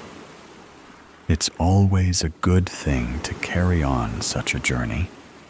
Its fingerprint scanner still worked. I looked across the way at the panini shop, at which point there was a thunderous roar in my belly. Suddenly, the sound of a plane landing. Attention customers, flight boo, boo, boo to San Francisco, now boarding. Aha, I've caught you. I immediately grabbed at anything I could. Things that I was pretty sure were mine, or that would be nice to own in any case. As we all stumbled toward the flight gate with our boarding pass, it became obvious that we weren't all going to get the window seat in the cockpit. Someone was going to have to fly the plane. You can handle this, young Hopite, I said to myself. Remember your training, yon grasshopper. I walked up to the gate like a supermodel doing her taxes. It wasn't easy being this funky. The airport attendant shot me a glance as I approached, then looked back down at his screens. My eyes are up here. Buddy, may I help you, miss? Yes. Well, I would like to get on the plane. Which plane? That one. The one at the end of the gate. There is no other plane. Miss, you have to be specific. It's my first day on the job. I looked at him with a deep sense of pity, not wanting to shake anything up. He had the look of an Ohio school teacher who had gotten lost after an all-night kegger. I gingerly handed him my ticket. Are you sure you're in the right airport? The right airport? Yes, yes, yes. You're sure? Or yes, you're agreeing with me? Yes, I'm sure that I am agreeing with you. Yes, this is the right airport. I'm sure of it. I majored in airports in college. Okay, take your boarding pass over here and get on that plane over there if you need further instruction. Okay, I'm good. Let's go. I subsequently made it to the boarding window. Miss Bakersfield, said the boarding attendant with the gigantic glasses.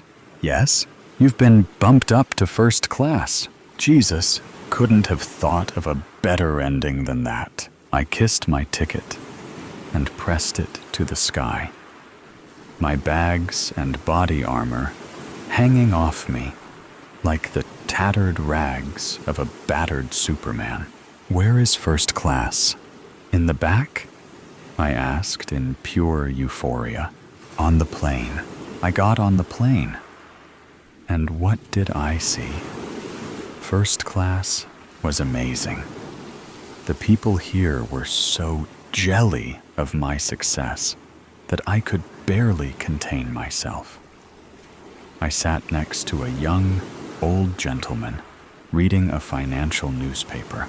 Soon enough, we went down the runway, and then we all collectively hopped into the air at once, hurling the 100-ton behemoth into space. As soon as we struck the atmosphere, I got chatty and looked to my left, only to find that the newspaper cemented to my compatriot's face had now been surgically removed. "Hello?" I said. "I'm Miss Bakersfield." "So they say." "So who says?" "I've got no time for questions. I'm a very busy man." "Busy doing what?" "Busy reading newspapers. You know that every time a newspaper is printed, a priest starves to death in Bangladesh? Is that in the Guinness Book? It should be." "Where are you going?" "Who said I need to be going anywhere?" "You're the one who's going away. Forgive my impetuosity. We are both hurtling through space at the speed of light.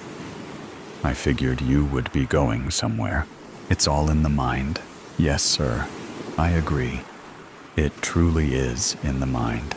"Do you buy timeshares?" "Sorry, I don't.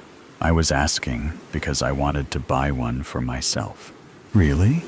That's interesting." "Yes. I made my first $1,000 selling timeshares in old Italy. And then Jesus was crucified."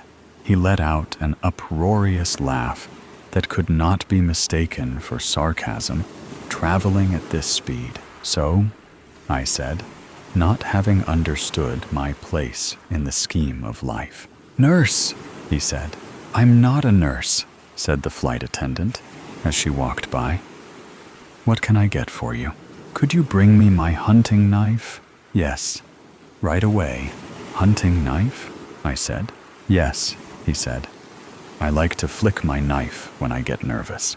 The flight attendant went toward the cockpit and then knocked on the door, using a secret knock that only people with knives understood. Suddenly, the door opened, and there stood the co-pilot. He spoke with her a while, and then handed her what looked, from a distance, to be a small child wrapped in leather. As she dragged it back to where we were, I almost expected it to start singing its ABCs, until she walked over to me, lugged it over my lap, and handed it to the man who never went anywhere. He sat there with the small, sharp, metallic toddler in his hand, flicking the edge of the blade. Each flicking was a bullet to my eardrum, but I didn't say anything. I just looked at him. Thank God my purse was robotic. Or was it really? The man who never went anywhere flicked his blade a few more times. "Have you ever bought a hotel?" "I'm allergic." "I didn't say that. I said, did you ever buy a hotel?" "Well, I am in first class." Now that's a classy response. I like you. You seem to be so comfortable. Well, first class does that to a lady. We flew for hours. The man who went nowhere continually flicked his blade, while I tried to figure out the lock on my robotic purse. As we flew, the sunlight of 1,000 dances went through the cockpit. We were free. The above story ends, but never stops. Here is another story that will not disappoint you. I met death last night. Being alone in one of London's many streets, I was already cold. But his presence behind me was more than that. It was ice.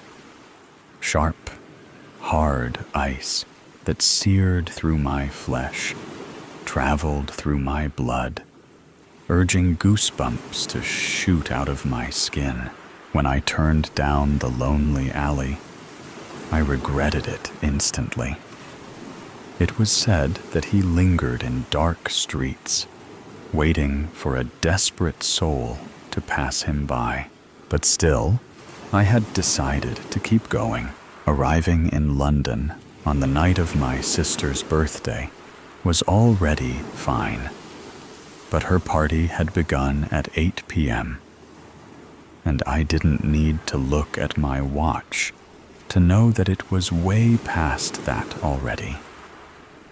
She would kill me for being late. So late. But that wasn't the only reason I dared not turn back. It had been too long since I'd last walked these streets, since I'd last felt the heavy air of London pressing down on me, clogging my lungs with soot and smoke. Life on the road had made me lighter, more restless, but coming back here was like stepping into a grave.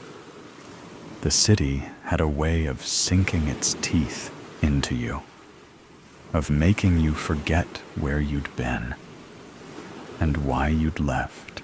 Fearing death was childish. My parents had told me as such when I refused to go on one of the rides at the festival extravaganza during our trip to America. But this was different. Like the images in my mind of falling from great heights and being trampled by horses had cleared, revealing something so impossible that it was the only thing my mind deemed plausible. He was behind me. I did not turn around. I did not blink. My eyes remained open, forgetting how dry they had become. I just stood there, an invisible force stopping my feet from taking off into a run, from sprinting around corners and through streets until he would inevitably catch me. I wondered what it would feel like. A sudden pain in my chest, a fog corrupting my mind. My vision slowly dimmed until I drifted off into a never-ending, dreamless sleep. Or maybe I would feel nothing. Maybe I would be awake 1 second, thinking of all the ways I was going to die, and the next I would be lying on the ground, waiting for someone to find me.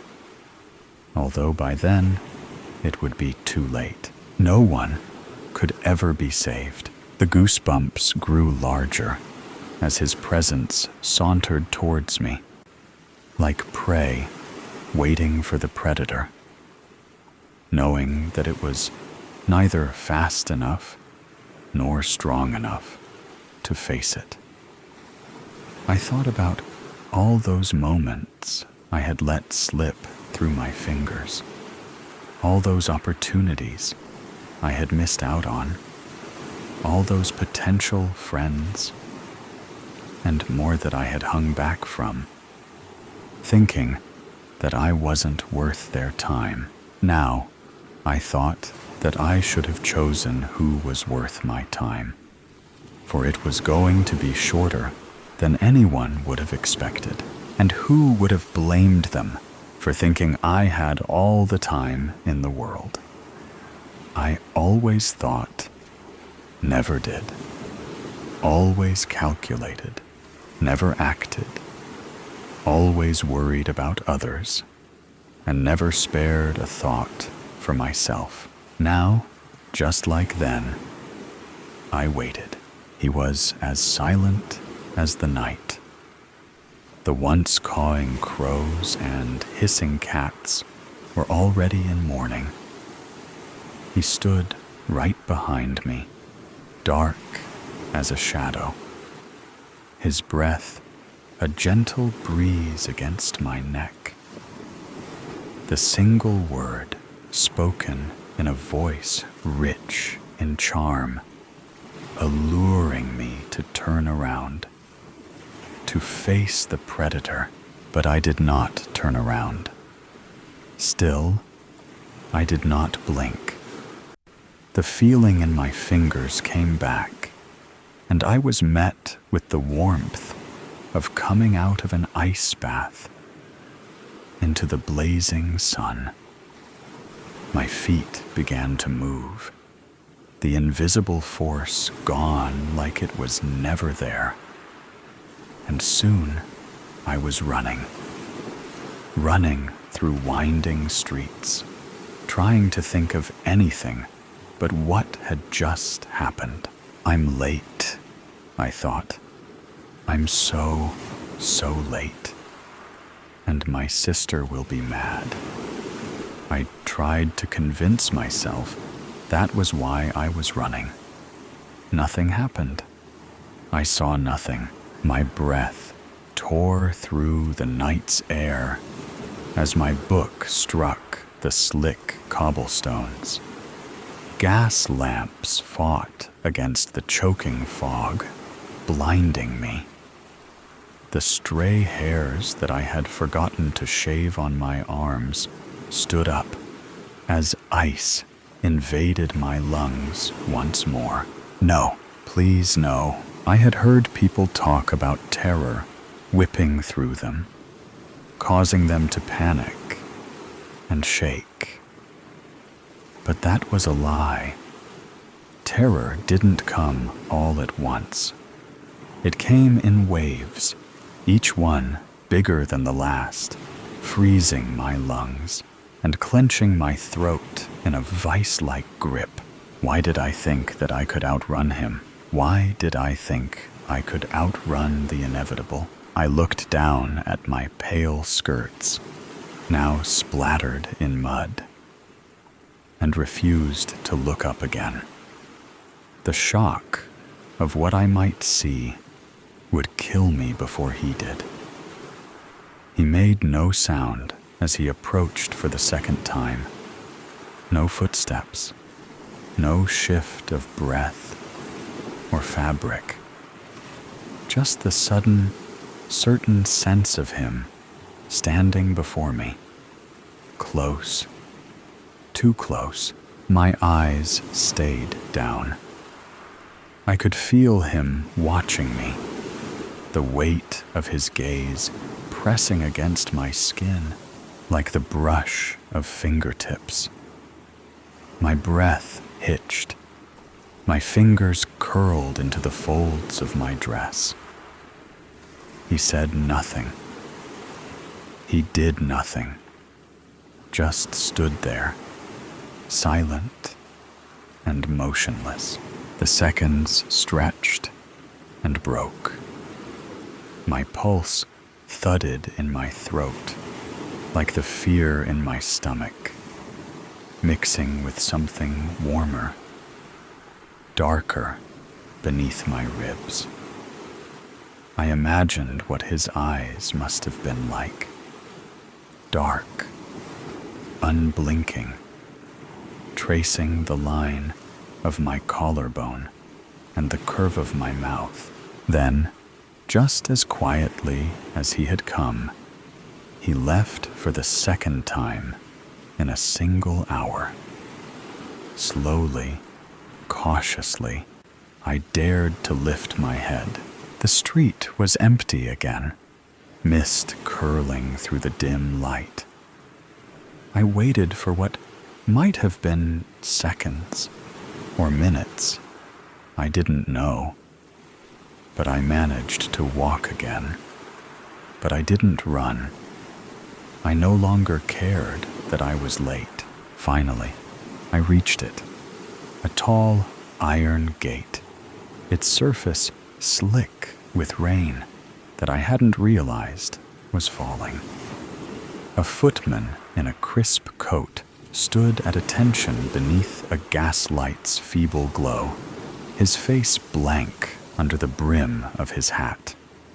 His eyes sharpened when he saw me. Without a word, he pushed the gate open, allowing me to slip through. The moment the gate clicked shut behind me, the street's grim chill seemed to dissolve. A long, white, gravel path wound through manicured gardens, lit by golden candles and strung by iron posts. Tall windows loomed over me as music floated through the air. As soon as I made it into the house, I passed the polished wood and gilded mirrors, up the stairs to the spare bedroom where I flopped onto the well-made bed, ignoring the state of my clothes. Did I feel bad for leaving my sister on her birthday?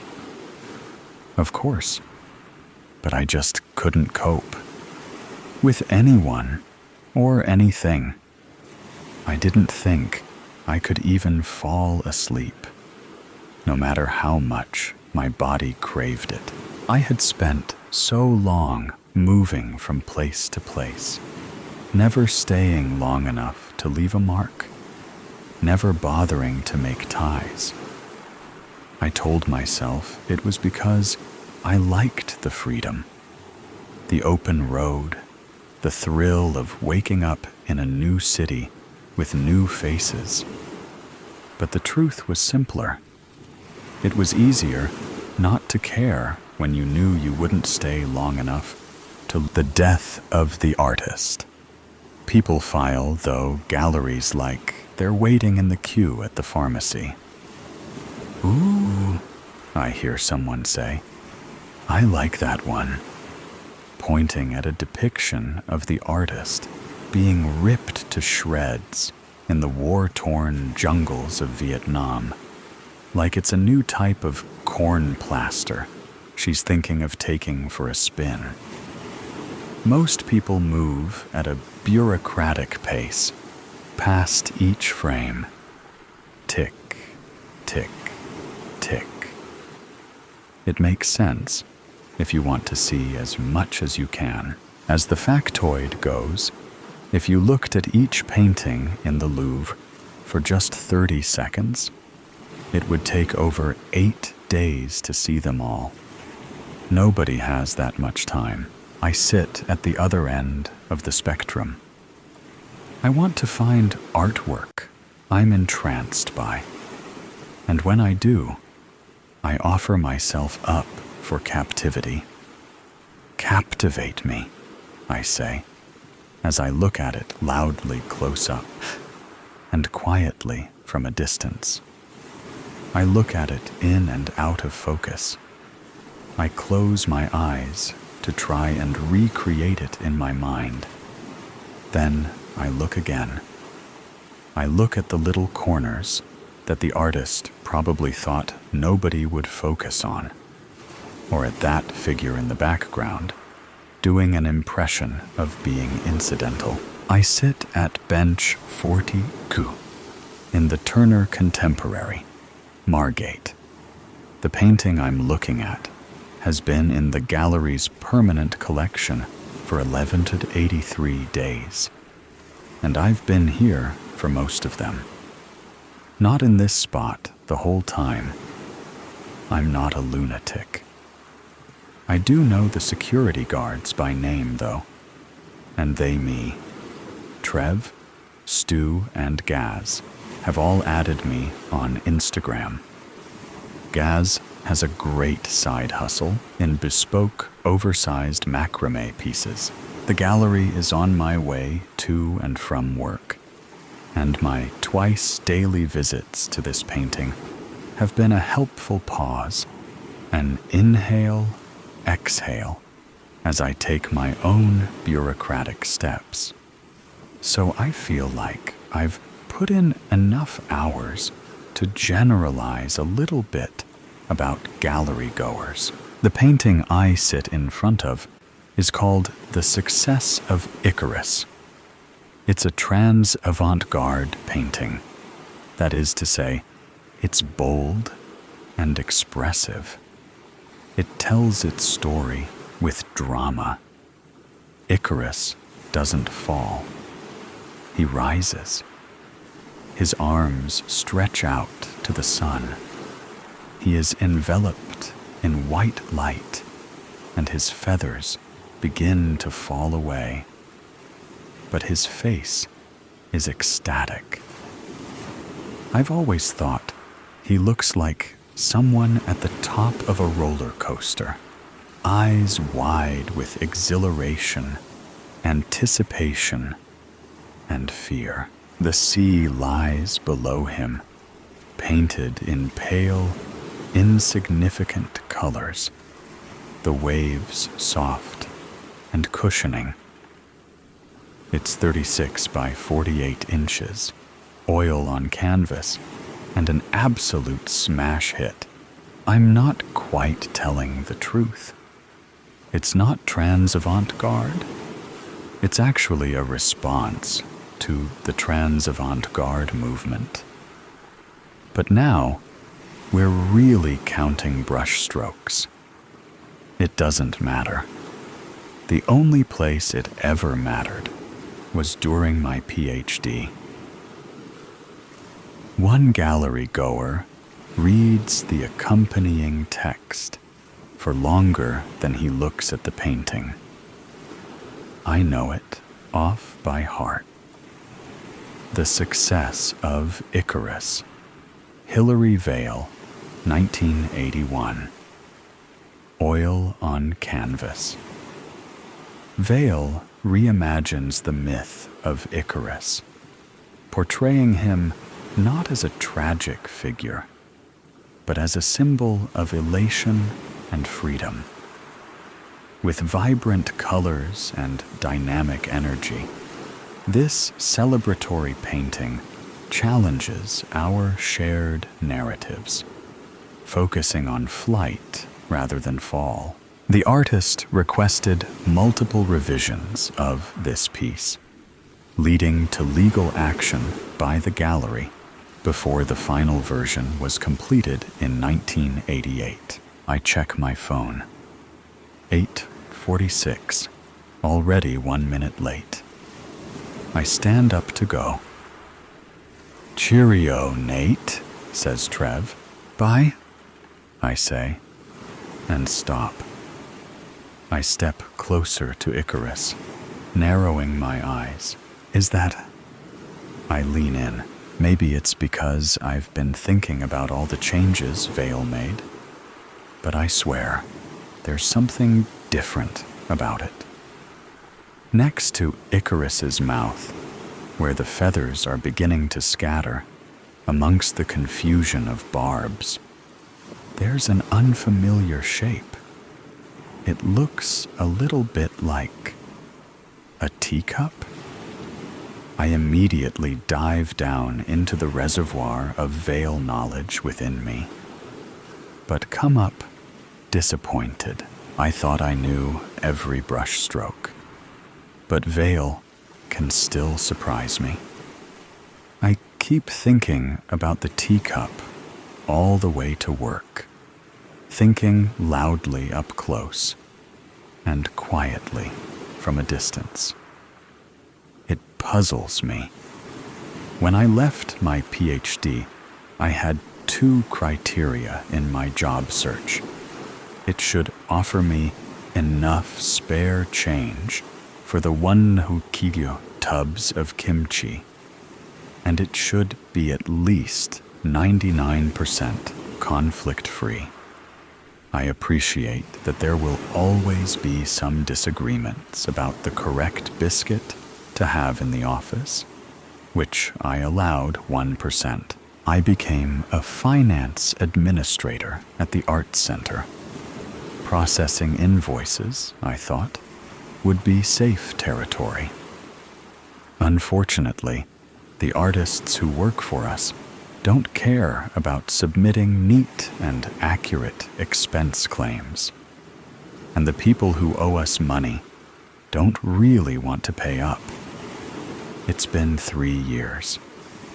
I still haven't really had the heart to make them, so now I'm failing art itself. I'm on my lunch break when I see it. There, on the top shelf of the cupboard, with the plastic champagne flutes, pumpkin carving kit, and a mug shaped like Dolly's head, is the teacup. My hand shakes as I gently lift it down, cupping it in my palms like a baby chick. It is very delicate looking, with a slightly worn gold rim. The only remarkable thing about it is a distinct blue tinge inside. Again, I search for some sense of recognition, but find nothing. I wrap it in my jumper, then in my bag, out of the way.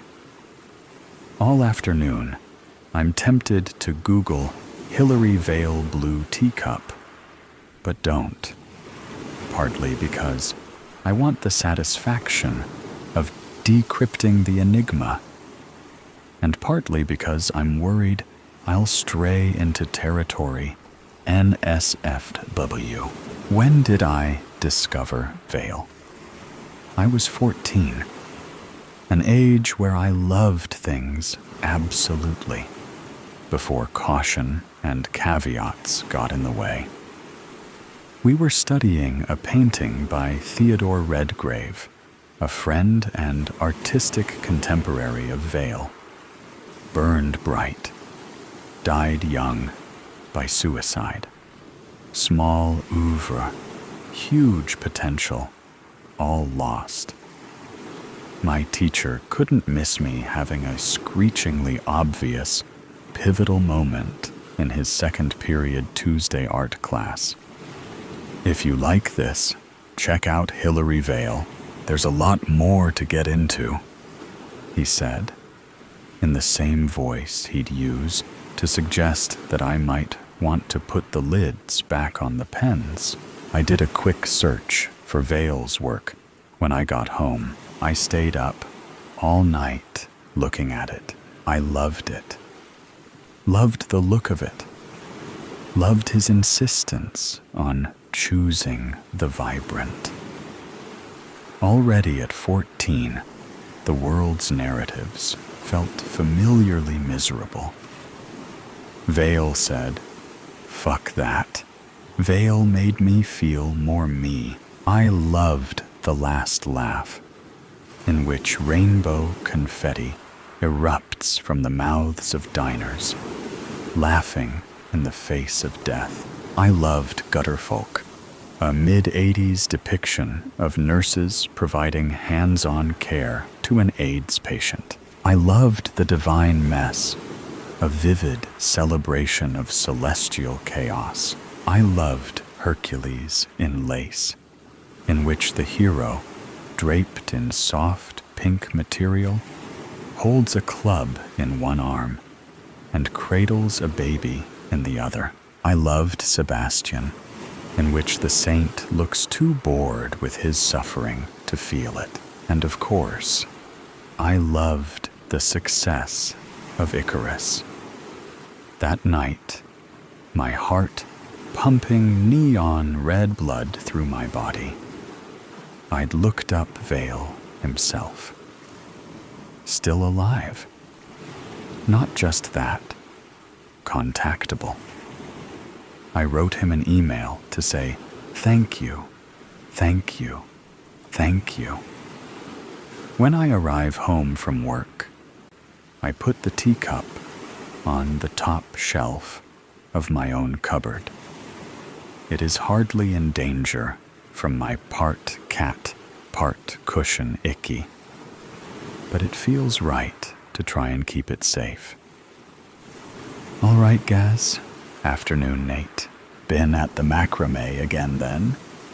I wave my phone. Can't not do it. He winks and chuckles, not finding that joke any less funny than the first time he told it. I am just about to tell Gaz I've been meaning to put in a good word for him in the cafe exhibition space at the art center, when I look at Icarus and see it has changed again. Do you see that? I point next to where the teacup was.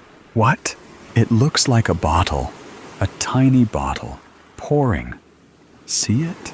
Gaz wrinkles his nose. Nah, can't see it, Nate. You must have looked at this guy one too many times. He makes the sign for crazy. But then again, he says, what do I know? I'm not the art doctor, eh? He slaps me on the back. I pause, my gaze suddenly completely stuck. Well, neither am I. Am I? Close enough, mate. I shake myself out of it. Make myself look him in the eye. Smile. I must remember to speak to Maggie about the cafe space. On the walk home, Gaz's comments pull me back to that moment, that room, 3 or so years ago. There's a certain shade of disdain which I've only seen from professors. Somewhere along the road to seniority, they all master it. Maybe they teach it at the graduation ceremony. Wouldn't know. Professor Sophie Simons, preeminent trans avant-garde expert with a specialism in Hilary Vale, had printed off my thesis so far. She had not sent me the notes ahead of my supervision. I'd been waiting 2 months since our last meeting. This copy had creased pages, coffee, and wine, stains, and as she passed it over, she said, "Sorry, it appears some pages are out of order." I flicked through the first few pages, which had been scrawled on in various hands. What's going on? We sat opposite each other in her poky, umbrous office. It was a room in which I felt a Vale expert should have refused to teach. She perched on the edge of her chair, hands clasped. I felt, last supervision, that our conversation was unproductive. Her expression was concerned. Yes, we argued. A spirited discussion about the Redgrave matter. Any more than that, and I would have referred the matter to the faculty. She raised an eyebrow. Please bear that in mind, she continued. In our world, debate is par for the course. Pardon the pun, if you will. We must all stand up to critical vigor. But there is a point at which that becomes inappropriate. Please, I can't take another attack. You must hear me, Nathaniel, when I tell you that you have reached and passed that limit. Her voice became sharp. I can't tell you how many times I have attempted to dissuade you from your theory that Icarus was painted by a dead man. I think he's a collaborator, obviously not after he died, I said, already exasperated. Please refrain from interrupting me. I don't wish to argue with you. Her tone softened. I do ask that you hear me. Otherwise, We won't have time for you to complete your studies. We'll have to consider deferral, or worse." She smoothed down her skirt and clasped her hands again. "I really do want you to consider this, as I'm sure you could be a stellar presence in the trans-avant-garde academic community. I've taken the time to ask my most eminent colleagues to read your draft. You will find some intellectual truths here from those who should matter if you want to pursue a future as a Vale scholar. Icarus is not a lost Redgrave. It is a tribute to him. This is a crossroads. There's still time to take another path. I've contacted Vale. I know he'll get back to me soon. The artist is not the canonical interpreter of their work. You know this. It doesn't matter either way. It's futile." She held her head in her hands and addressed him as though he were a 5-year-old who'd used her acrylics to paint the radiator. "The work speaks for itself, Nathaniel. I knew as I walked out that it would be the last time we'd speak, at least as professor and student.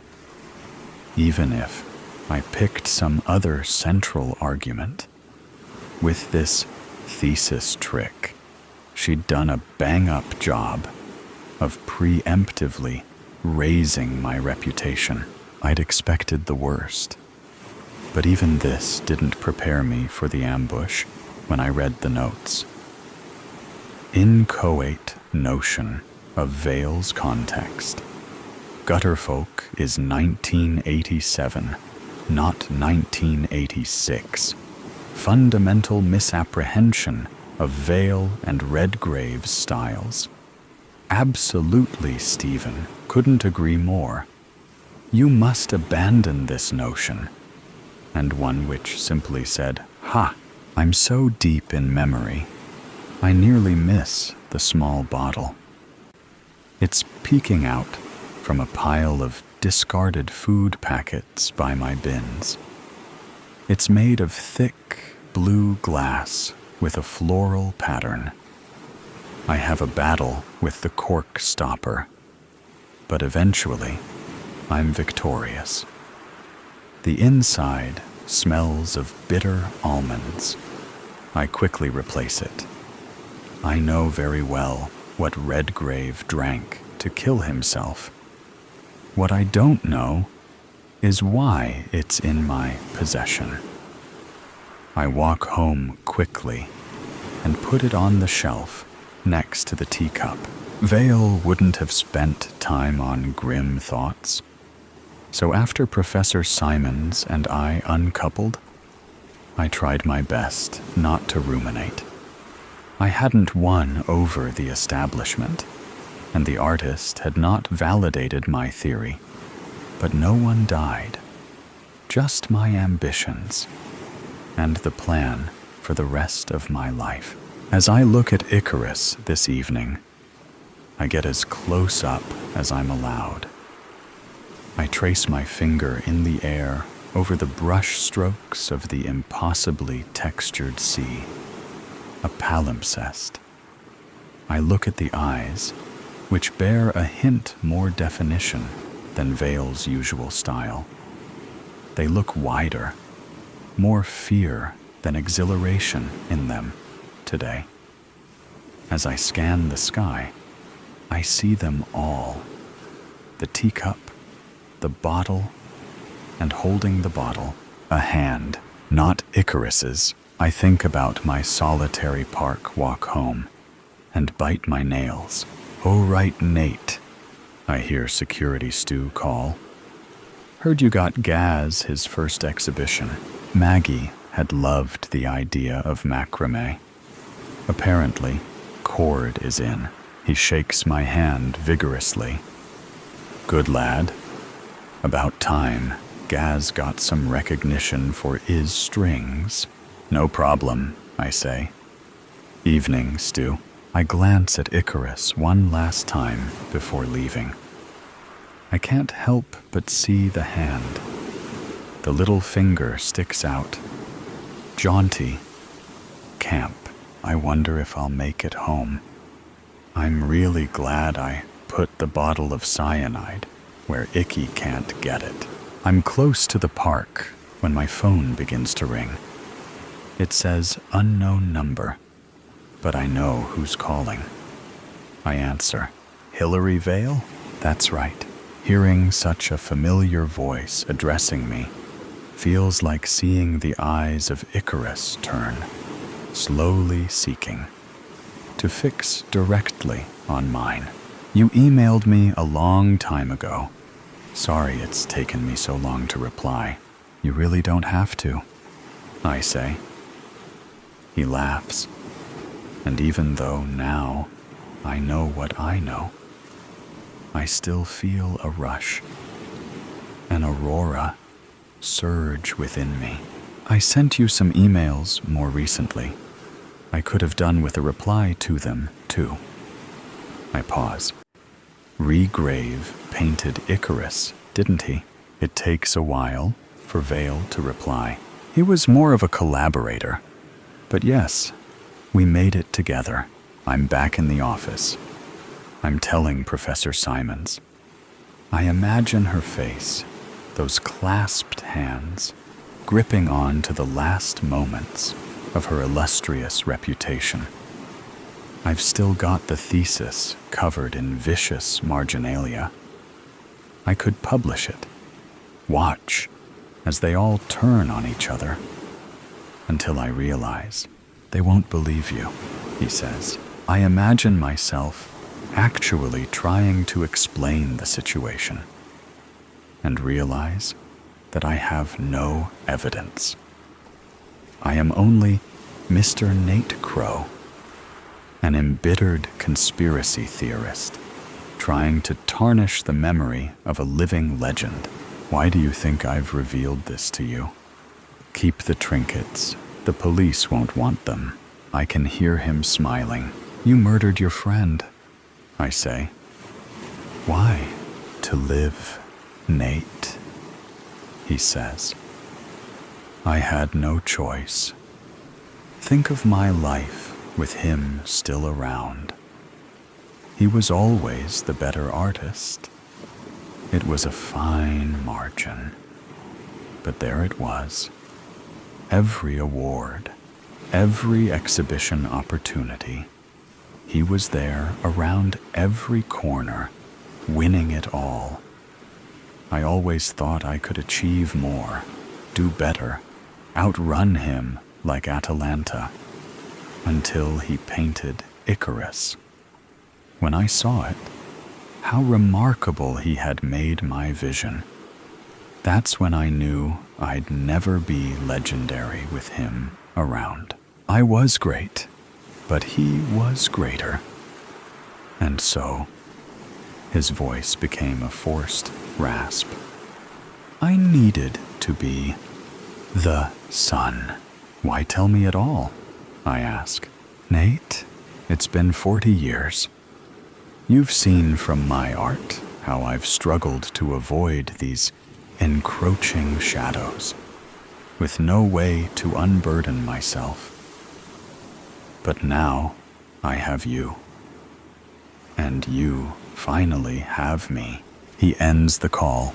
In my mind's eye, I see the last laugh, in which rainbow confetti erupts from the mouths of diners, laughing in the face of the figure of death who remains there, temporarily obscured. I see gutter folk, a mid-'80s depiction of nurses providing hands-on care to an AIDS patient.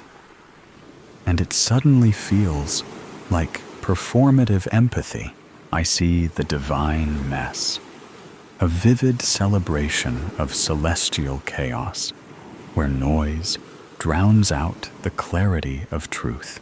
I see Hercules in lace, in which the hero, draped in soft pink material, holds a club in one arm, slightly behind him, and which you may not notice, given the baby cradled in the other. I see Sebastian, in which the saint looks bored of his tiresome, endless suffering. I see Icarus's terror when I find artwork I'm entranced by. I offer myself up for captivity. I look at it loudly, close up, and quietly from a distance. I look at it in and out of focus.